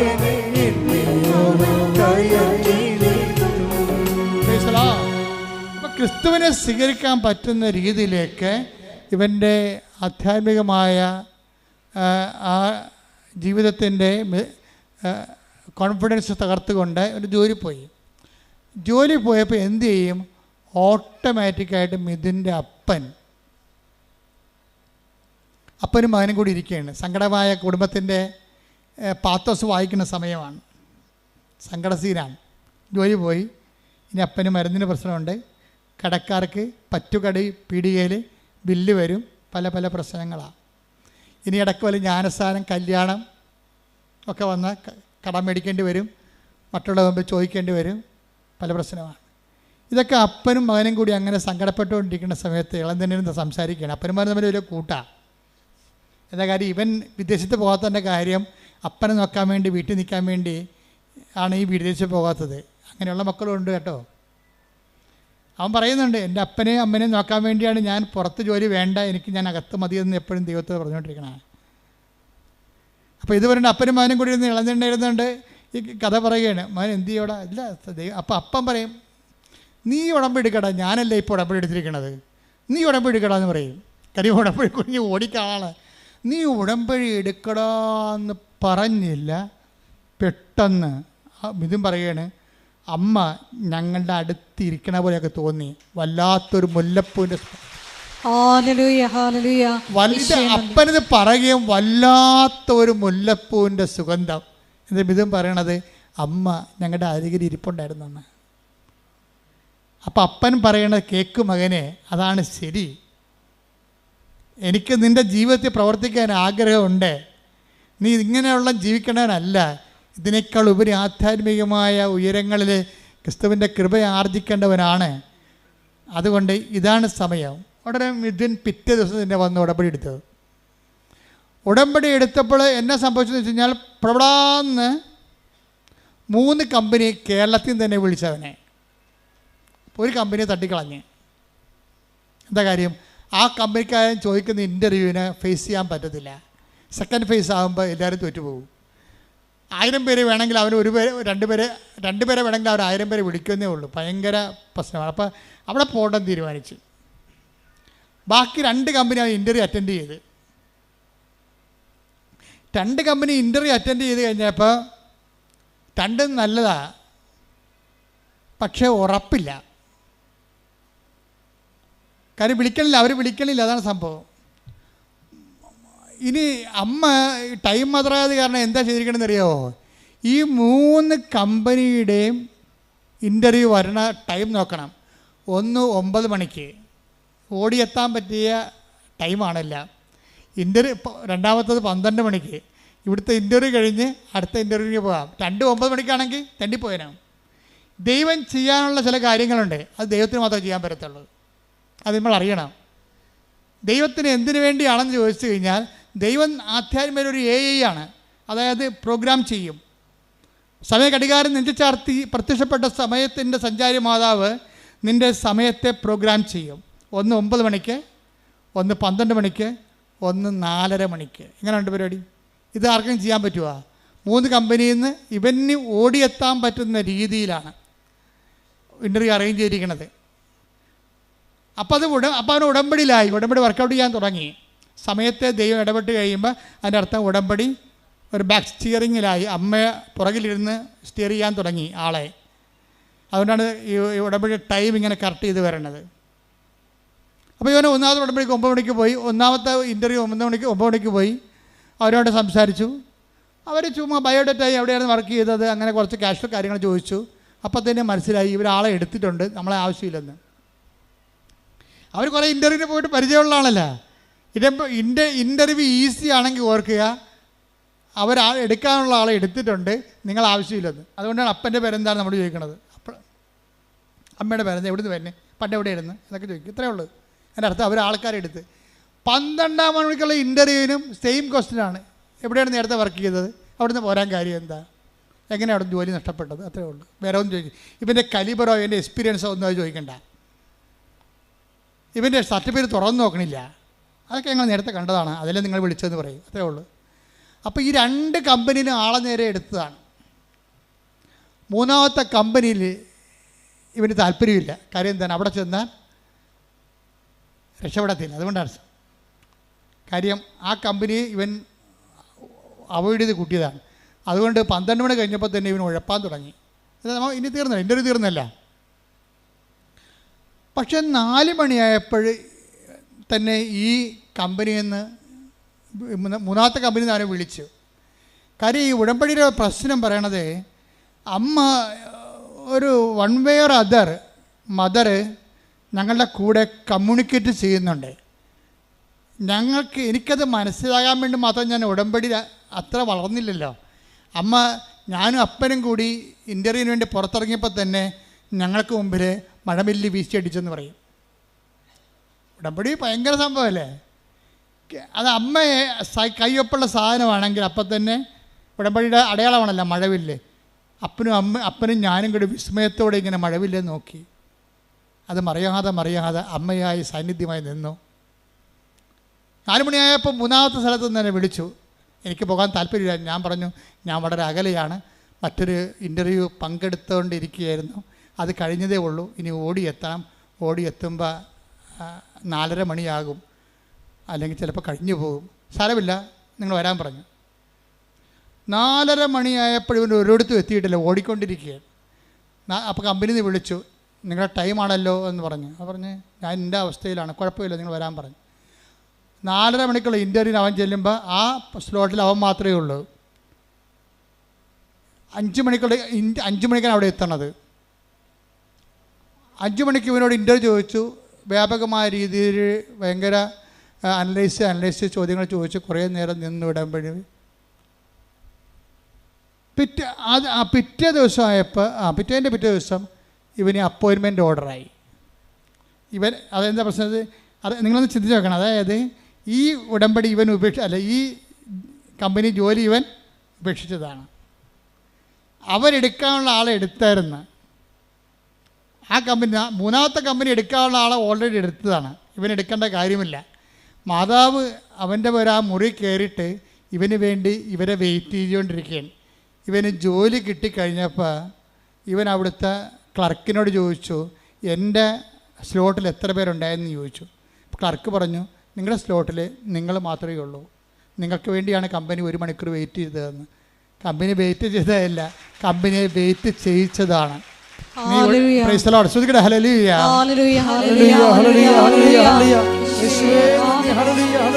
പരിശുദ്ധ അമ്മേ, ഞങ്ങൾക്ക് ഞങ്ങൾക്ക് വേണ്ടി അഭിഭാഷകയായി വാദിക്കുന്ന അവിടുത്തെ സ്നേഹത്തിന് സാമീപ്യത്തിന് നന്ദി പറയുന്നു. അതായത് ഇത് അത്രയും, അതായത് ഇപ്പോഴെന്താ ഒരു ഈ മിഥുനെന്താ പറയണത്, എത്ര കാലം കഴിഞ്ഞാലും എൻ്റെ ജീവിതം ഞാൻ ഉടമ്പടിയായി തന്നെ ജീവിക്കുമെന്ന് പറഞ്ഞു. എന്താ കാര്യം? ഉടമ്പടിയിൽ മറ്റ് പ്രാർത്ഥനാ രീതികളെ പോലെയല്ല, ദൈവത്തിൻ്റെ സാന്നിധ്യം സ്വപ്നമായിട്ടും. ഒരു പ്രാവശ്യം ഇവർ ജോലി പോയില്ലേ, ജോലി പോയിട്ട് ഉടമ്പടി എടുക്കാത്തൊരു കാലം ഉണ്ടായിരുന്നില്ല. അപ്പോഴും ഇവനൊരു വെളുപ്പിന് 4 മണിക്കൂർ സ്വപ്നം കണ്ട് കൃപാസനം മാതാവ് കരയണേ. അപ്പോൾ ഉടനെ മിഥുൻ അമ്മയുടെ ഉടുപ്പെ തൊടാൻ നേരത്ത് മാതാവ് ഇവരെ തള്ളി മാറ്റും, നീ എന്നെ തുടരുമെന്ന് പറയും. അപ്പോൾ അന്ന് മുതൽ എന്ന് വെച്ചാൽ നമ്മളെ ഉടമ്പടിയുടെ ഫലങ്ങൾ മനസ്സിലാക്കുന്ന വെച്ചാൽ നമുക്ക് ദൈവത്തെ തൊടാൻ പറ്റിയ ആത്മീയ സാഹചര്യമുണ്ട്, തൊടാൻ പറ്റാത്ത സാഹചര്യമുണ്ട്. അതുകൊണ്ടാണ് ഞാൻ നിങ്ങളോട് പറയണത്, നിങ്ങൾ ഉടമ്പടിയോട് പാലിക്കുന്നവരും ദൈവത്തിന് നിങ്ങളെ തൊടാൻ പറ്റിയ, ദൈവം അതിനെ അനുവദിക്കാൻ പറ്റുന്ന രീതിയിൽ നിങ്ങൾ വിശുദ്ധിയും വിശ്വസ്തതയുമുള്ളവരായിരിക്കണം. പ്രാർത്ഥിക്കട്ടെ. കർത്താവേ, ഉടമ്പടിയോട് വിശ്വസ്തതയോടെയും ജീവിക്കുവാൻ എന്നെ സഹായിക്കണമേ. അപ്പം ഇങ്ങനെയല്ല. ഇപ്പം ഇത് മിഥുൻ്റെ കാര്യം, രാധമ്മ, അതായത് എന്താണ് എൻ്റെ ജീവിതമെന്ന് ഇവർ തന്നെത്താൻ പറയാണ്, അമ്മച്ചി തന്നെത്താൻ പറയാണ്. എൻ്റെ ജീവിതം ഇനി അടുത്ത ജന്മത്തിൽ ഒരു ക്രിസ്ത്യൻ കുടുംബത്തിൽ ജനിക്കണമെന്നാണ് എൻ്റെ ആഗ്രഹമെന്ന്.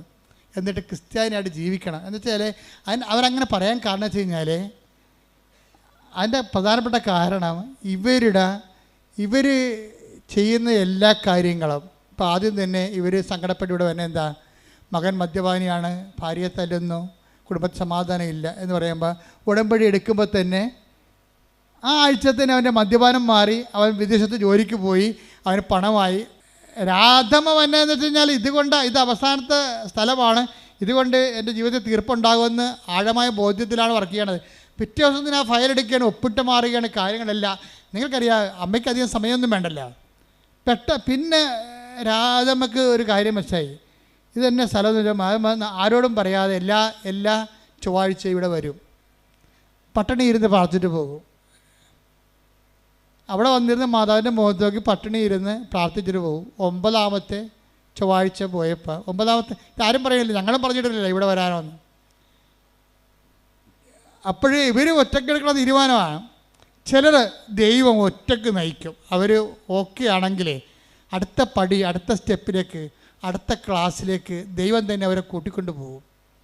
അപ്പോൾ അവരോട് പറഞ്ഞ്, നീ ഒറ്റക്ക് ഇവിടെ വന്നിരിക്ക്, ഉപസിച്ചുകൊണ്ടിരിക്ക്. അങ്ങനെ 9 ചൊവ്വാഴ്ച ഇരുന്ന് 9ാമത്തെ ചൊവ്വാഴ്ച ഇവർക്ക് തൊണ്ട പഴുത്ത് തൈറോയിഡാണ് അസുഖം. അത് ഉടമ്പടി വെച്ചോ ഇല്ലയെന്ന് അറിയാൻ പാടില്ല. പക്ഷേ 9ാമത്തെ ചൊവ്വാഴ്ച ഇവിടെ ഇരിക്കുമ്പോൾ തന്നെ പെടകി കഴുത്തിങ്ങനെ വന്ന് അങ്ങോട്ടും ഇങ്ങോട്ടും ചരിക്കണ പോലെ തോന്നും, എന്തോ സാധനം അടന്ന് പോണ പോലെ തോന്നും. പിന്നെ ടെസ്റ്റ് ചെയ്തപ്പോൾ ഇത്രയും വർഷം നിന്ന് തൈറോയ്ഡ് കാണാനില്ല.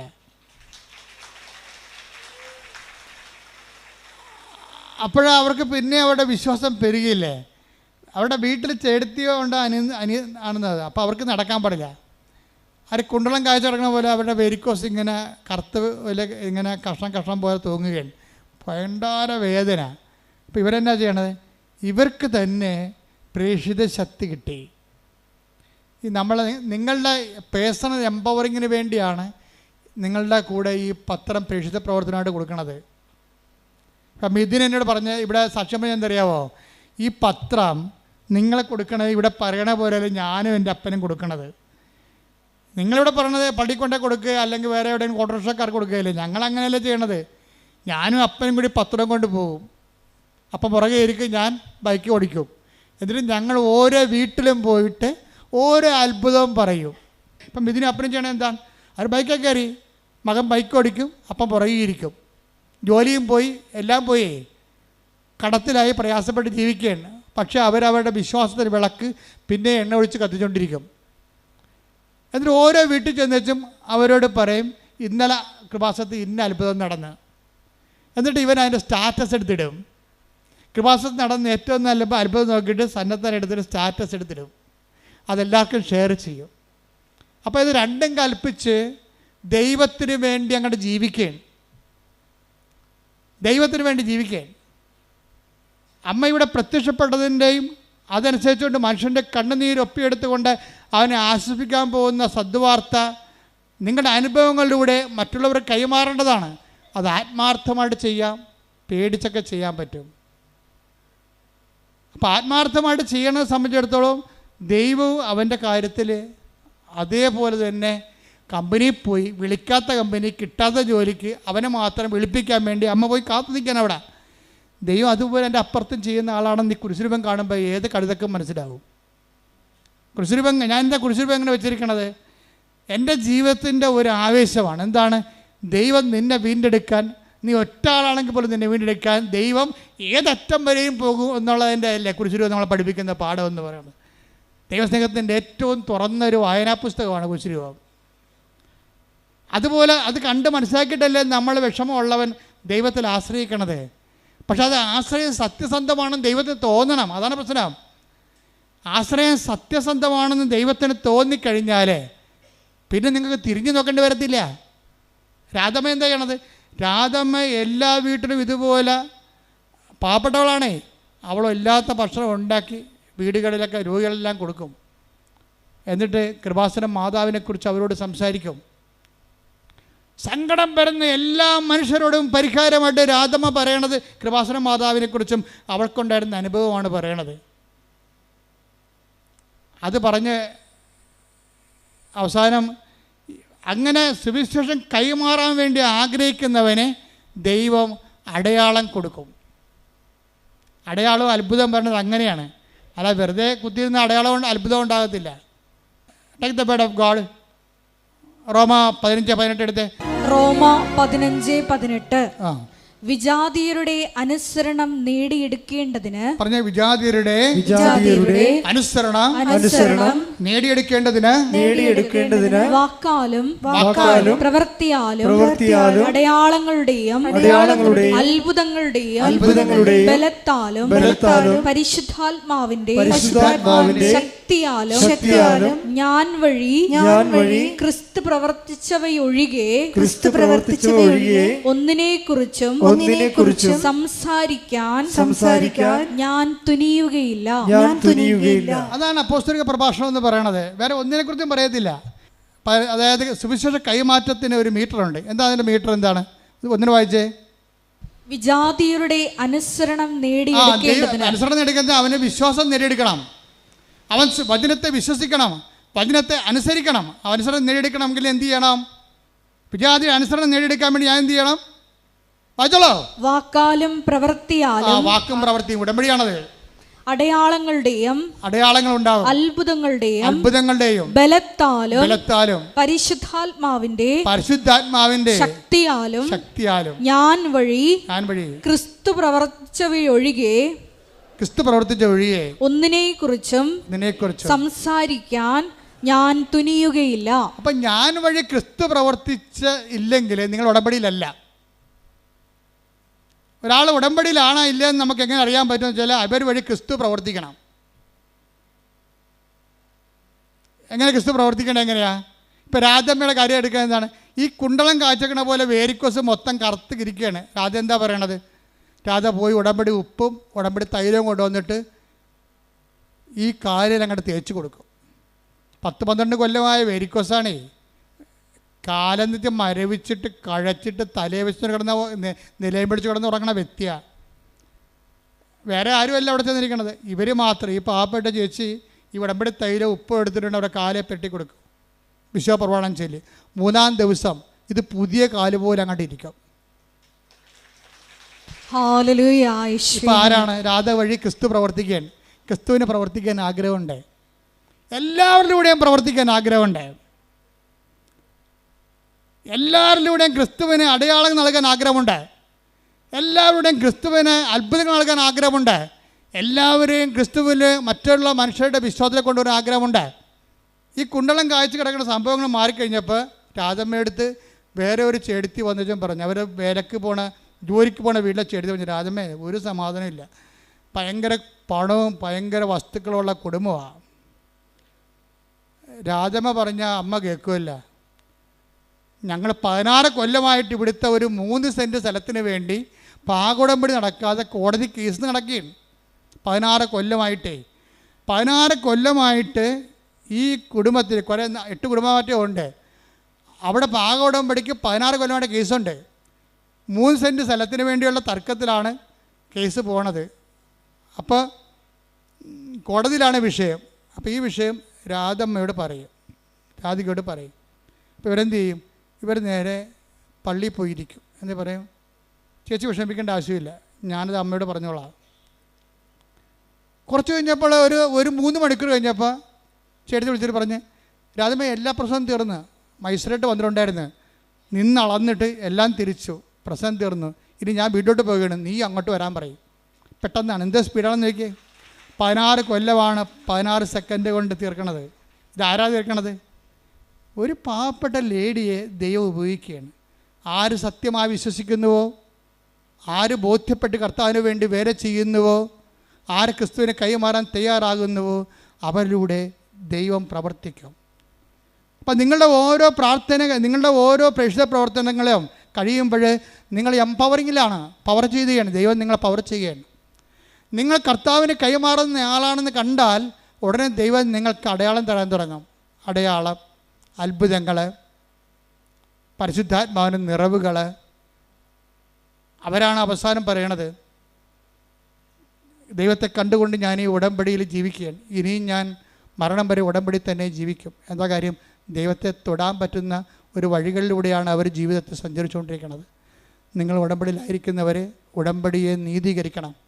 നിങ്ങളുടെ പ്രവർത്തനങ്ങൾ കൊണ്ട് അതിനെ സാധൂകരിച്ചുകൊണ്ട് സുവിശേഷത്തിൻ്റെ ശക്തരായ വക്താക്കളായി മാറാൻ വേണ്ടി ദൈവം നിങ്ങൾ അഭിഷേകം ചെയ്യട്ടെ. സ്തുതിക്കട്ടെ. ഹല്ലേലൂയ, ഹല്ലേലൂയ, ഹല്ലേലൂയ, ഹല്ലേലൂയ. ഹല്ലേലൂയ, ഹല്ലേലൂയ, ഹല്ലേലൂയ. യേശുവേ ആരാധന, ആരാധന, ആരാധന. ഹല്ലേലൂയ, ഹല്ലേലൂയ, ഹല്ലേലൂയ. യേശുവേ നന്ദി. ഹല്ലേലൂയ, ആരാധന, ആരാധന,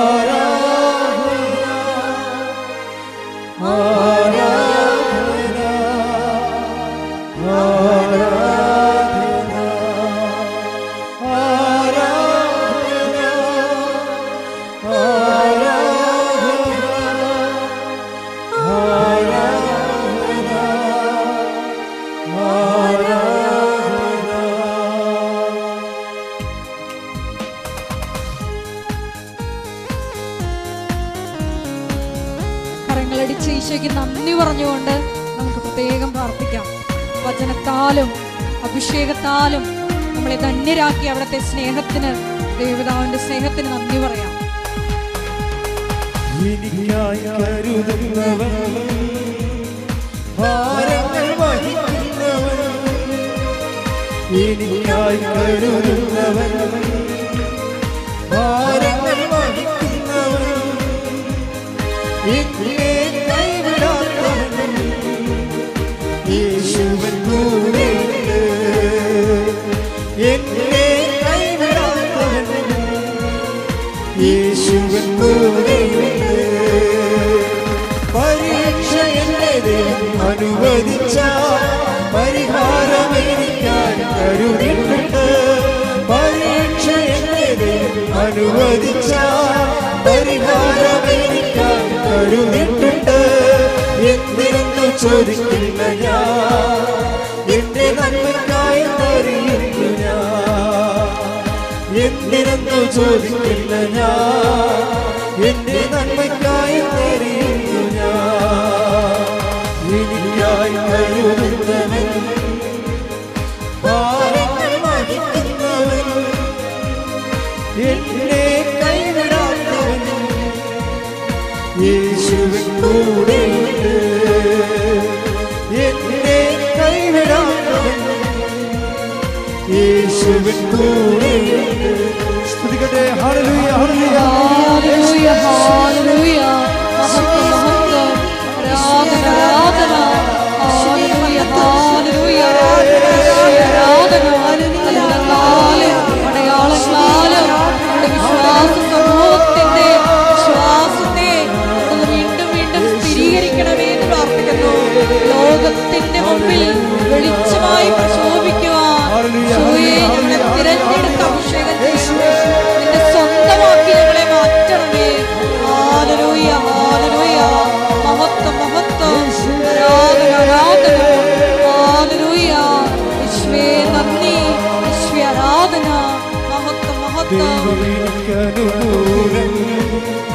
അതു നന്നായി അറിയുന്നു ഞാൻ. ദൈവമെനിക്കനുകൂലം അതു നന്നായി അറിയുന്നു ഞാൻ. ദൈവമനുകൂലമെങ്കിൽ ആരെനിക്കെതിരായി? ദൈവമനുകൂലമെങ്കിൽ ആരെനിക്കെതിരായി? പരീക്ഷ എന്നത് അനുവദിച്ചാൽ പരിഹാരമെനിക്ക് കരുതിട്ടുണ്ട്. പരീക്ഷ എന്നത് അനുവദിച്ചാൽ പരിഹാരമെനിക്ക് കരുതിട്ടുണ്ട്. എന്തിനെന്ന് ചോദിക്കില്ല ഞാൻ, എന്റെ നന്മയ്ക്കായെന്നറിയുന്നു ഞാൻ.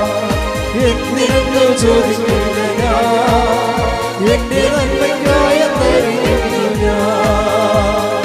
എന്തിനെന്ന് ചോദിക്കില്ല ഞാൻ, എന്റെ നന്മയ്ക്കായെന്നറിയുന്നു ഞാൻ. ഹല്ലേലൂയ ഹല്ലേലൂയ ഹല്ലേലൂയ യേശുവേ.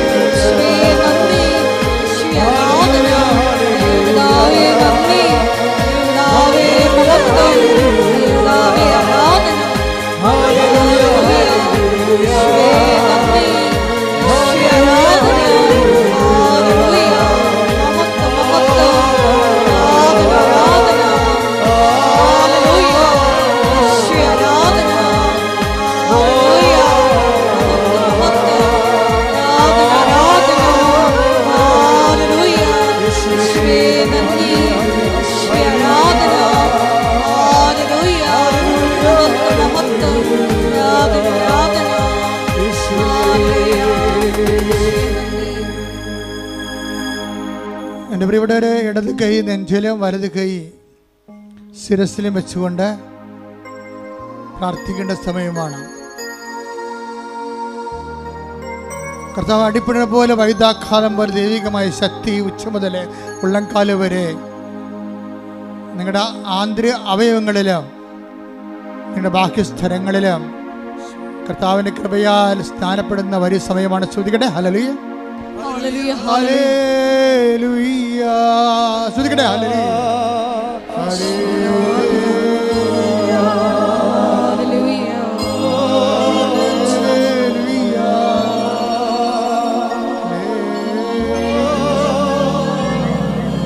കർത്താവേ, നിന്റെ ഉന്നതമായ നാമത്തിന് സ്വന്തം ചെയ്യുന്നു.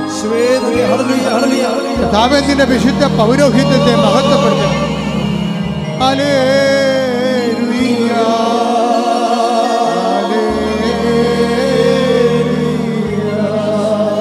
കർത്താവേ, നിന്റെ തിരുമുറുമാർന്ന വലതുകരം ഓരോ മകന്റെ മേലും ഓരോ മകളുടെ മേലും വെക്കണമേ. ശ്രദ്ധിക്കട്ടെ.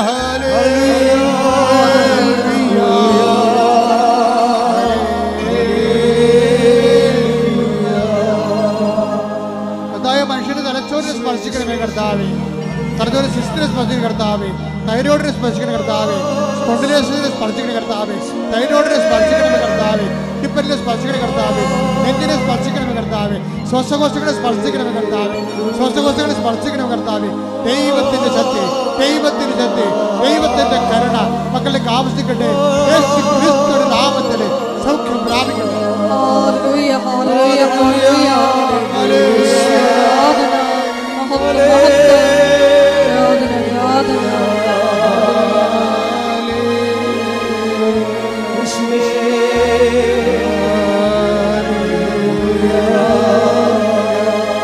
ഞങ്ങൾക്ക് വേണ്ടി ക്രൂശിക്കപ്പെട്ടവനെ, ഞങ്ങൾക്ക് വേണ്ടി തിരുവിലാവിൽ മുറിവേറ്റവനെ, ഞങ്ങൾക്ക് വേണ്ടി തിരുമുറിവാർന്ന് ആണിപ്പഴുതാർന്ന് വലത് കരത്താൽ സ്പർശിക്കണമേ. ഞങ്ങൾക്ക് വേണ്ടി ക്രൂശിക്കപ്പെട്ടവനെ, ഞങ്ങൾക്ക് വേണ്ടി തിരുവിലാവിൽ മുറിവേറ്റവനെ, എന്റെ വലത് കരത്താൽ, എന്റെ ആണിപ്പഴുതാർന്ന വലത് കരത്താൽ കർത്താവേ അങ്ങയുടെ മക്കളെ സ്പർശിക്കണമേ. ഓൺലൈനിൽ പ്രാർത്ഥിക്കുന്നവര്, തീർത്ഥാടനത്തിൽ പ്രാർത്ഥിക്കുന്നവര്, കർത്താവേ, നിന്റെ അത്ഭുത കരത്താൽ അടിപ്പിടർ പോലെ, കർത്താവിന്റെ അത്ഭുത കരത്താൽ അടിപ്പിടർ പോലെ വൈദാക്കാലം പോലെ ദൈവികമായ ശക്തി ഒഴുകട്ടെ. യേശു ക്രിസ്തുവിന്റെ ഉന്നതമായ നാമത്തിൽ ദൈവികമായ ശക്തി ഒഴുകട്ടെ. യേശു ക്രിസ്തുവിന്റെ ഉന്നതമായ നാമത്തിൽ ദൈവികമായ ശക്തി ഒഴുകട്ടെ. ഓരോ കോശങ്ങളിലും ദൈവികമായ ശക്തി ഒഴുകട്ടെ. ഓരോ പേശികളിലും ദൈവികമായ ശക്തി ഒഴുകട്ടെ. കൊച്ചു മുതൽ ഉള്ളംകാൽ വരെ കർത്താവിന്റെ അക്ഷാപരത്തോടെ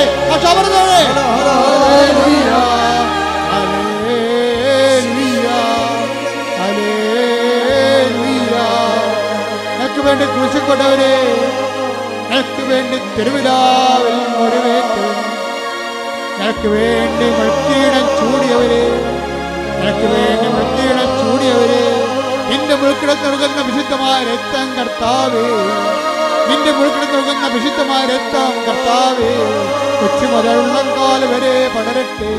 കർത്താവിന്റെ രക്തം, കർത്താവിന്റെ രക്തം, കർത്താവിന്റെ രക്തം ഓരോ കോശങ്ങളിലും ഓരോ പേശികളിലും കർത്താവിന്റെ രക്തം പടരട്ടെ. കർത്താവിന്റെ രക്തം പടരട്ടെ. യേശുവിന്റെ ഉന്നതമായ നാമത്തിൽ, ക്രൂശിക്കപ്പെട്ടവന്റെ നാമത്തിൽ, കുരിശേറ്റവന്റെ നാമത്തിൽ, തിരുവിതാവിൽ മുറിവേറ്റവന്റെ നാമത്തിൽ, അടിപ്പിടറേറ്റവന്റെ നാമത്തിൽ, യേശുവിന്റെ ശക്തി, യേശുവിന്റെ ശക്തി, യേശുവിന്റെ ശക്തി ഉച്ചമുതൽ ഉള്ളംകാൽ വരെ എല്ലാ കോശങ്ങളിലും എല്ലാ പേശികളിലും ആന്തരിക അവയവങ്ങളിലും യേശുവിന്റെ നാമത്തിൽ, യേശുവിന്റെ നാമത്തിൽ അപ്പാ സ്വർഗീയപ്പാ, അപ്പാ സ്വർഗീയപ്പാ, അങ്ങേ പുത്രനായ യേശു ക്രിസ്തുവിന്റെ നാമത്തിൽ കൈകൾ നീട്ടുന്നു. അപ്പാ സ്പർശിക്കണമേ. യേശുവിന്റെ നാമത്തിൽ സൗഖ്യം നൽകണമേ. യേശുവിന്റെ നാമത്തിൽ എല്ലാ തടസ്സങ്ങളും എല്ലാ ദോഷങ്ങളും എല്ലാ ദുരിതങ്ങളും എല്ലാ കഷ്ടപ്പാടുകളും എല്ലാ വിഷമസന്ധികളും യേശുവിന്റെ നാമത്തിൽ, യേശുവിന്റെ നാമത്തിൽ, യേശുവിന്റെ നാമത്തിൽ മാറാ രോഗങ്ങൾ, യേശുവിന്റെ നാമത്തിൽ മാറാ രോഗങ്ങൾ, യേശുവിന്റെ നാമത്തിൽ, യേശുവിന്റെ നാമത്തിൽ, യേശുവിന്റെ നാമത്തിൽ തീരാ രോഗങ്ങൾ, യേശുവിന്റെ നാമത്തിൽ തീരാ രോഗങ്ങൾ മാറിപ്പോകട്ടെ, മാറിപ്പോകട്ടെ. ശ്രുതികടേ, ശ്രുതികടേ. ഹല്ലേലൂയ, ഹല്ലേലൂയ, ഹല്ലേലൂയ. മഹത്വം, മഹത്വം. ആരാധന, ആരാധന. അത്ഭുതങ്ങളാലും അടയാളങ്ങളാലും അങ്ങയുടെ നാമത്തെ ഈ ആരാധനയിലൂടെ വീണ്ടും വീണ്ടും മഹത്വപ്പെടുത്തണമേ. ഹല്ലേലൂയ, ഹല്ലേലൂയ. മഹത്വം, മഹത്വം. ആരാധന, ഹല്ലേലൂയ. ഉമനീർ ഗ്രന്ഥികള്, ഇടതുവശത്തെ ഉമനീർ ഗ്രന്ഥികള് അത് പഴുത്ത് കറുത്ത നിറമായിരിക്കുന്ന വ്യക്തിയെ, സ്ത്രീയെയാണ് കർത്താവ് സുഖപ്പെടുത്തിക്കൊണ്ടിരിക്കുന്നത്. ഹല്ലേലൂയ, ഹല്ലേലൂയ. യേശുവേ നന്ദി. ലോകസൗഖ്യ സന്ദേശത്തിന് നന്ദി പറയുന്നു. വലത് കൈയിലും ഇടത് കൈയിലും വാച്ചുകൾ മാറ്റി മാറ്റി കെട്ടുന്ന മെറ്റൽ അലർജിയുള്ള വ്യക്തിയെ കർത്താവ് സ്പർശിച്ചുകൊണ്ടിരിക്കുന്നു. ഹല്ലേലൂയ, ഹല്ലേലൂയ. മഹത്വം, മഹത്വം. ആരാധന, ആരാധന. ഒരു ചെരുപ്പും പാകമാകുന്നില്ല, ഒരു ചെരുപ്പ് ഇടാൻ പറ്റുന്നില്ല. കാലിന് ആണി പോലുള്ള തളർച്ചയുണ്ട്, രോഗങ്ങളുണ്ട്, കാലിന് തളർച്ചയുണ്ട്, അതുപോലെ തന്നെ കാലിന് ശോഷിക്കുന്ന അവസ്ഥയുണ്ട്. ആ വ്യക്തിയെ കാലുകൾക്ക് വ്രണമുണ്ട്. ആ വ്യക്തികളെ കർത്താവ് സ്പർശിച്ചുകൊണ്ടിരിക്കുന്നു. ഹല്ലേലൂയ, ഹല്ലേലൂയ. മഹത്വം, മഹത്വം. ആരാധന. ഹല്ലേലൂയ. കോശങ്ങളെ ടെസ്റ്റ് ചെയ്യാൻ കൊടുത്ത് ബയോപ്സി കൊടുത്തിരിക്കേണ്ട വ്യക്തികളെ കർത്താവ് കാണിക്കുന്നുണ്ട്. ശരീരത്തിൽ വൈ പോലെ ജംഗ്ഷൻ വരിക്കുന്ന സ്ഥലങ്ങളിൽ നിന്ന് ബയോപ്സിക്ക് പോയിട്ടുള്ള വ്യക്തികളെ കർത്താവ് ഈശോമിശിഹായുടെ നാമത്തെ സുഖപ്പെടുത്തുന്ന പൂർണ്ണമായി സൗഖ്യപ്പെടുത്തിയിരിക്കുന്നു. ഹല്ലേലൂയ, ഹല്ലേലൂയ, ഹല്ലേലൂയ. രോഗങ്ങളുടെ സൗഖ്യത്തിന് നന്ദി പറയുന്നു. ഹല്ലേലൂയ. വീണ്ടും കർത്താവ് കോശങ്ങളെ തന്നെ കാണിച്ചുകൊണ്ടിരിക്കുന്നത്. ഓരോ കോശങ്ങളെയും ശരീരത്തിൻ്റെ ആന്തരികമായ അവയവങ്ങൾക്കുണ്ടായിരിക്കുന്ന കോശങ്ങളെ, ആ കോശങ്ങൾക്കുണ്ടായിരിക്കുന്ന കോശങ്ങൾ കറുത്ത് വന്നിരിക്കുന്നത് അത് ഡെഡായിട്ടുള്ള സെൽസുകൾ ഉണ്ടാകുന്നതാണ്. അതിന് ക്യാൻസർ എന്ന മറ്റു രോഗങ്ങൾ എന്ത് വേണമെങ്കിലും പറയാം. പക്ഷെ ആ കർത്താവ് ആ രോഗികളെ സ്പർശിച്ചുകൊണ്ടിരിക്കുന്നു, സൗഖ്യത്തേക്ക് നയിച്ചുകൊണ്ടിരിക്കുന്നു. ശ്രുതികട ഹല്ലേലൂയ, ഹല്ലേലൂയ. യേശുവേ നന്ദി. ആരാധന. അവിടുത്തെ സാന്നിധ്യത്തിന് നന്ദി പറയുന്നു. മുട്ടേ നിൽക്കുക. സമാപന ആശീർവാദ സമയമാണ്. ദേവമാതാവിന്റെ മധ്യസ്ഥയിലെ ദിവ്യാരണി സന്നിധിയിൽ സമർപ്പിച്ച് കിട്ടിയ എല്ലാ രോഗസൗഖ്യങ്ങൾക്കും നന്ദി പറഞ്ഞുകൊണ്ട് നമുക്കൊരു നിമിഷം ദിവികാരുണ്യ സന്നിധിയിലായിരിക്കാം. ഞാനല്ലാതെ മറ്റൊരു ദൈവം ഉണ്ടാകരുതെന്ന് വലിയ വചന വെളിപാട് നൽകിയതിന് നന്ദി പറയുന്നു.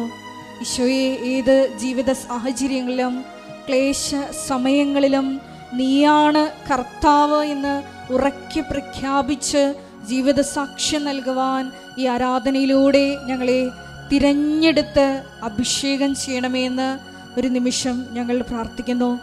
ഞങ്ങളുടെ കൃപാവര പ്രവൃത്തികളിലൂടെയും സാക്ഷ്യ ജീവിതത്തിലൂടെയും ഞങ്ങളുടെ വെളിച്ചം മറ്റുള്ളവർക്ക്, നീയാകുന്ന ക്രിസ്തുവിൻ്റെ വെളിച്ചം മറ്റുള്ളവർക്ക് പകർന്നു കൊടുക്കുവാൻ ഞങ്ങളെ അഭിഷേകം ചെയ്യണമേ എന്ന് പ്രാർത്ഥിച്ചുകൊണ്ട് ശിരസ് നമിച്ച് നമുക്ക് ദിവികാരുണ്യനാഥൻ്റെ ആശീർവാദം സ്വീകരിക്കാം.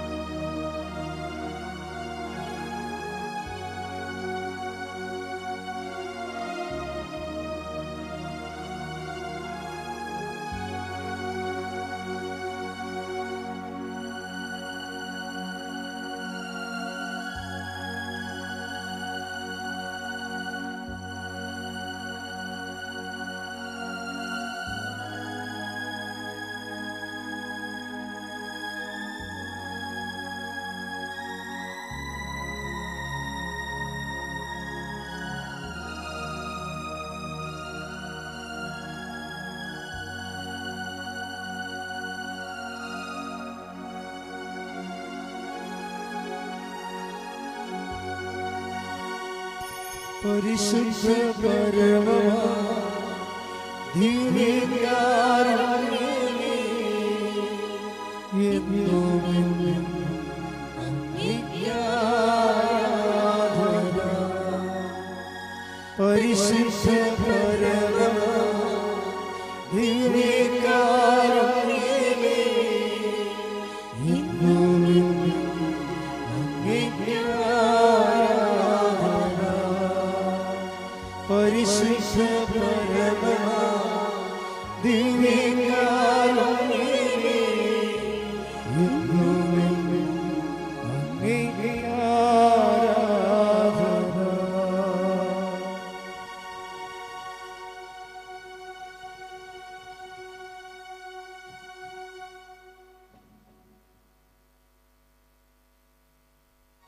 ആവേ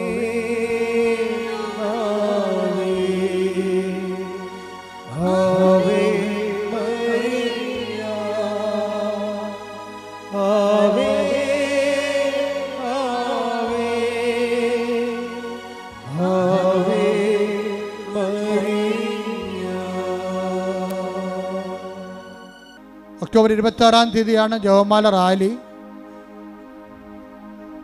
എല്ലാ ദിവസവും ജപമാല റാലിയുടെ സുരക്ഷിതവും വിജയത്തിനു വേണ്ടി പ്രാർത്ഥിക്കേണ്ടതാണ്.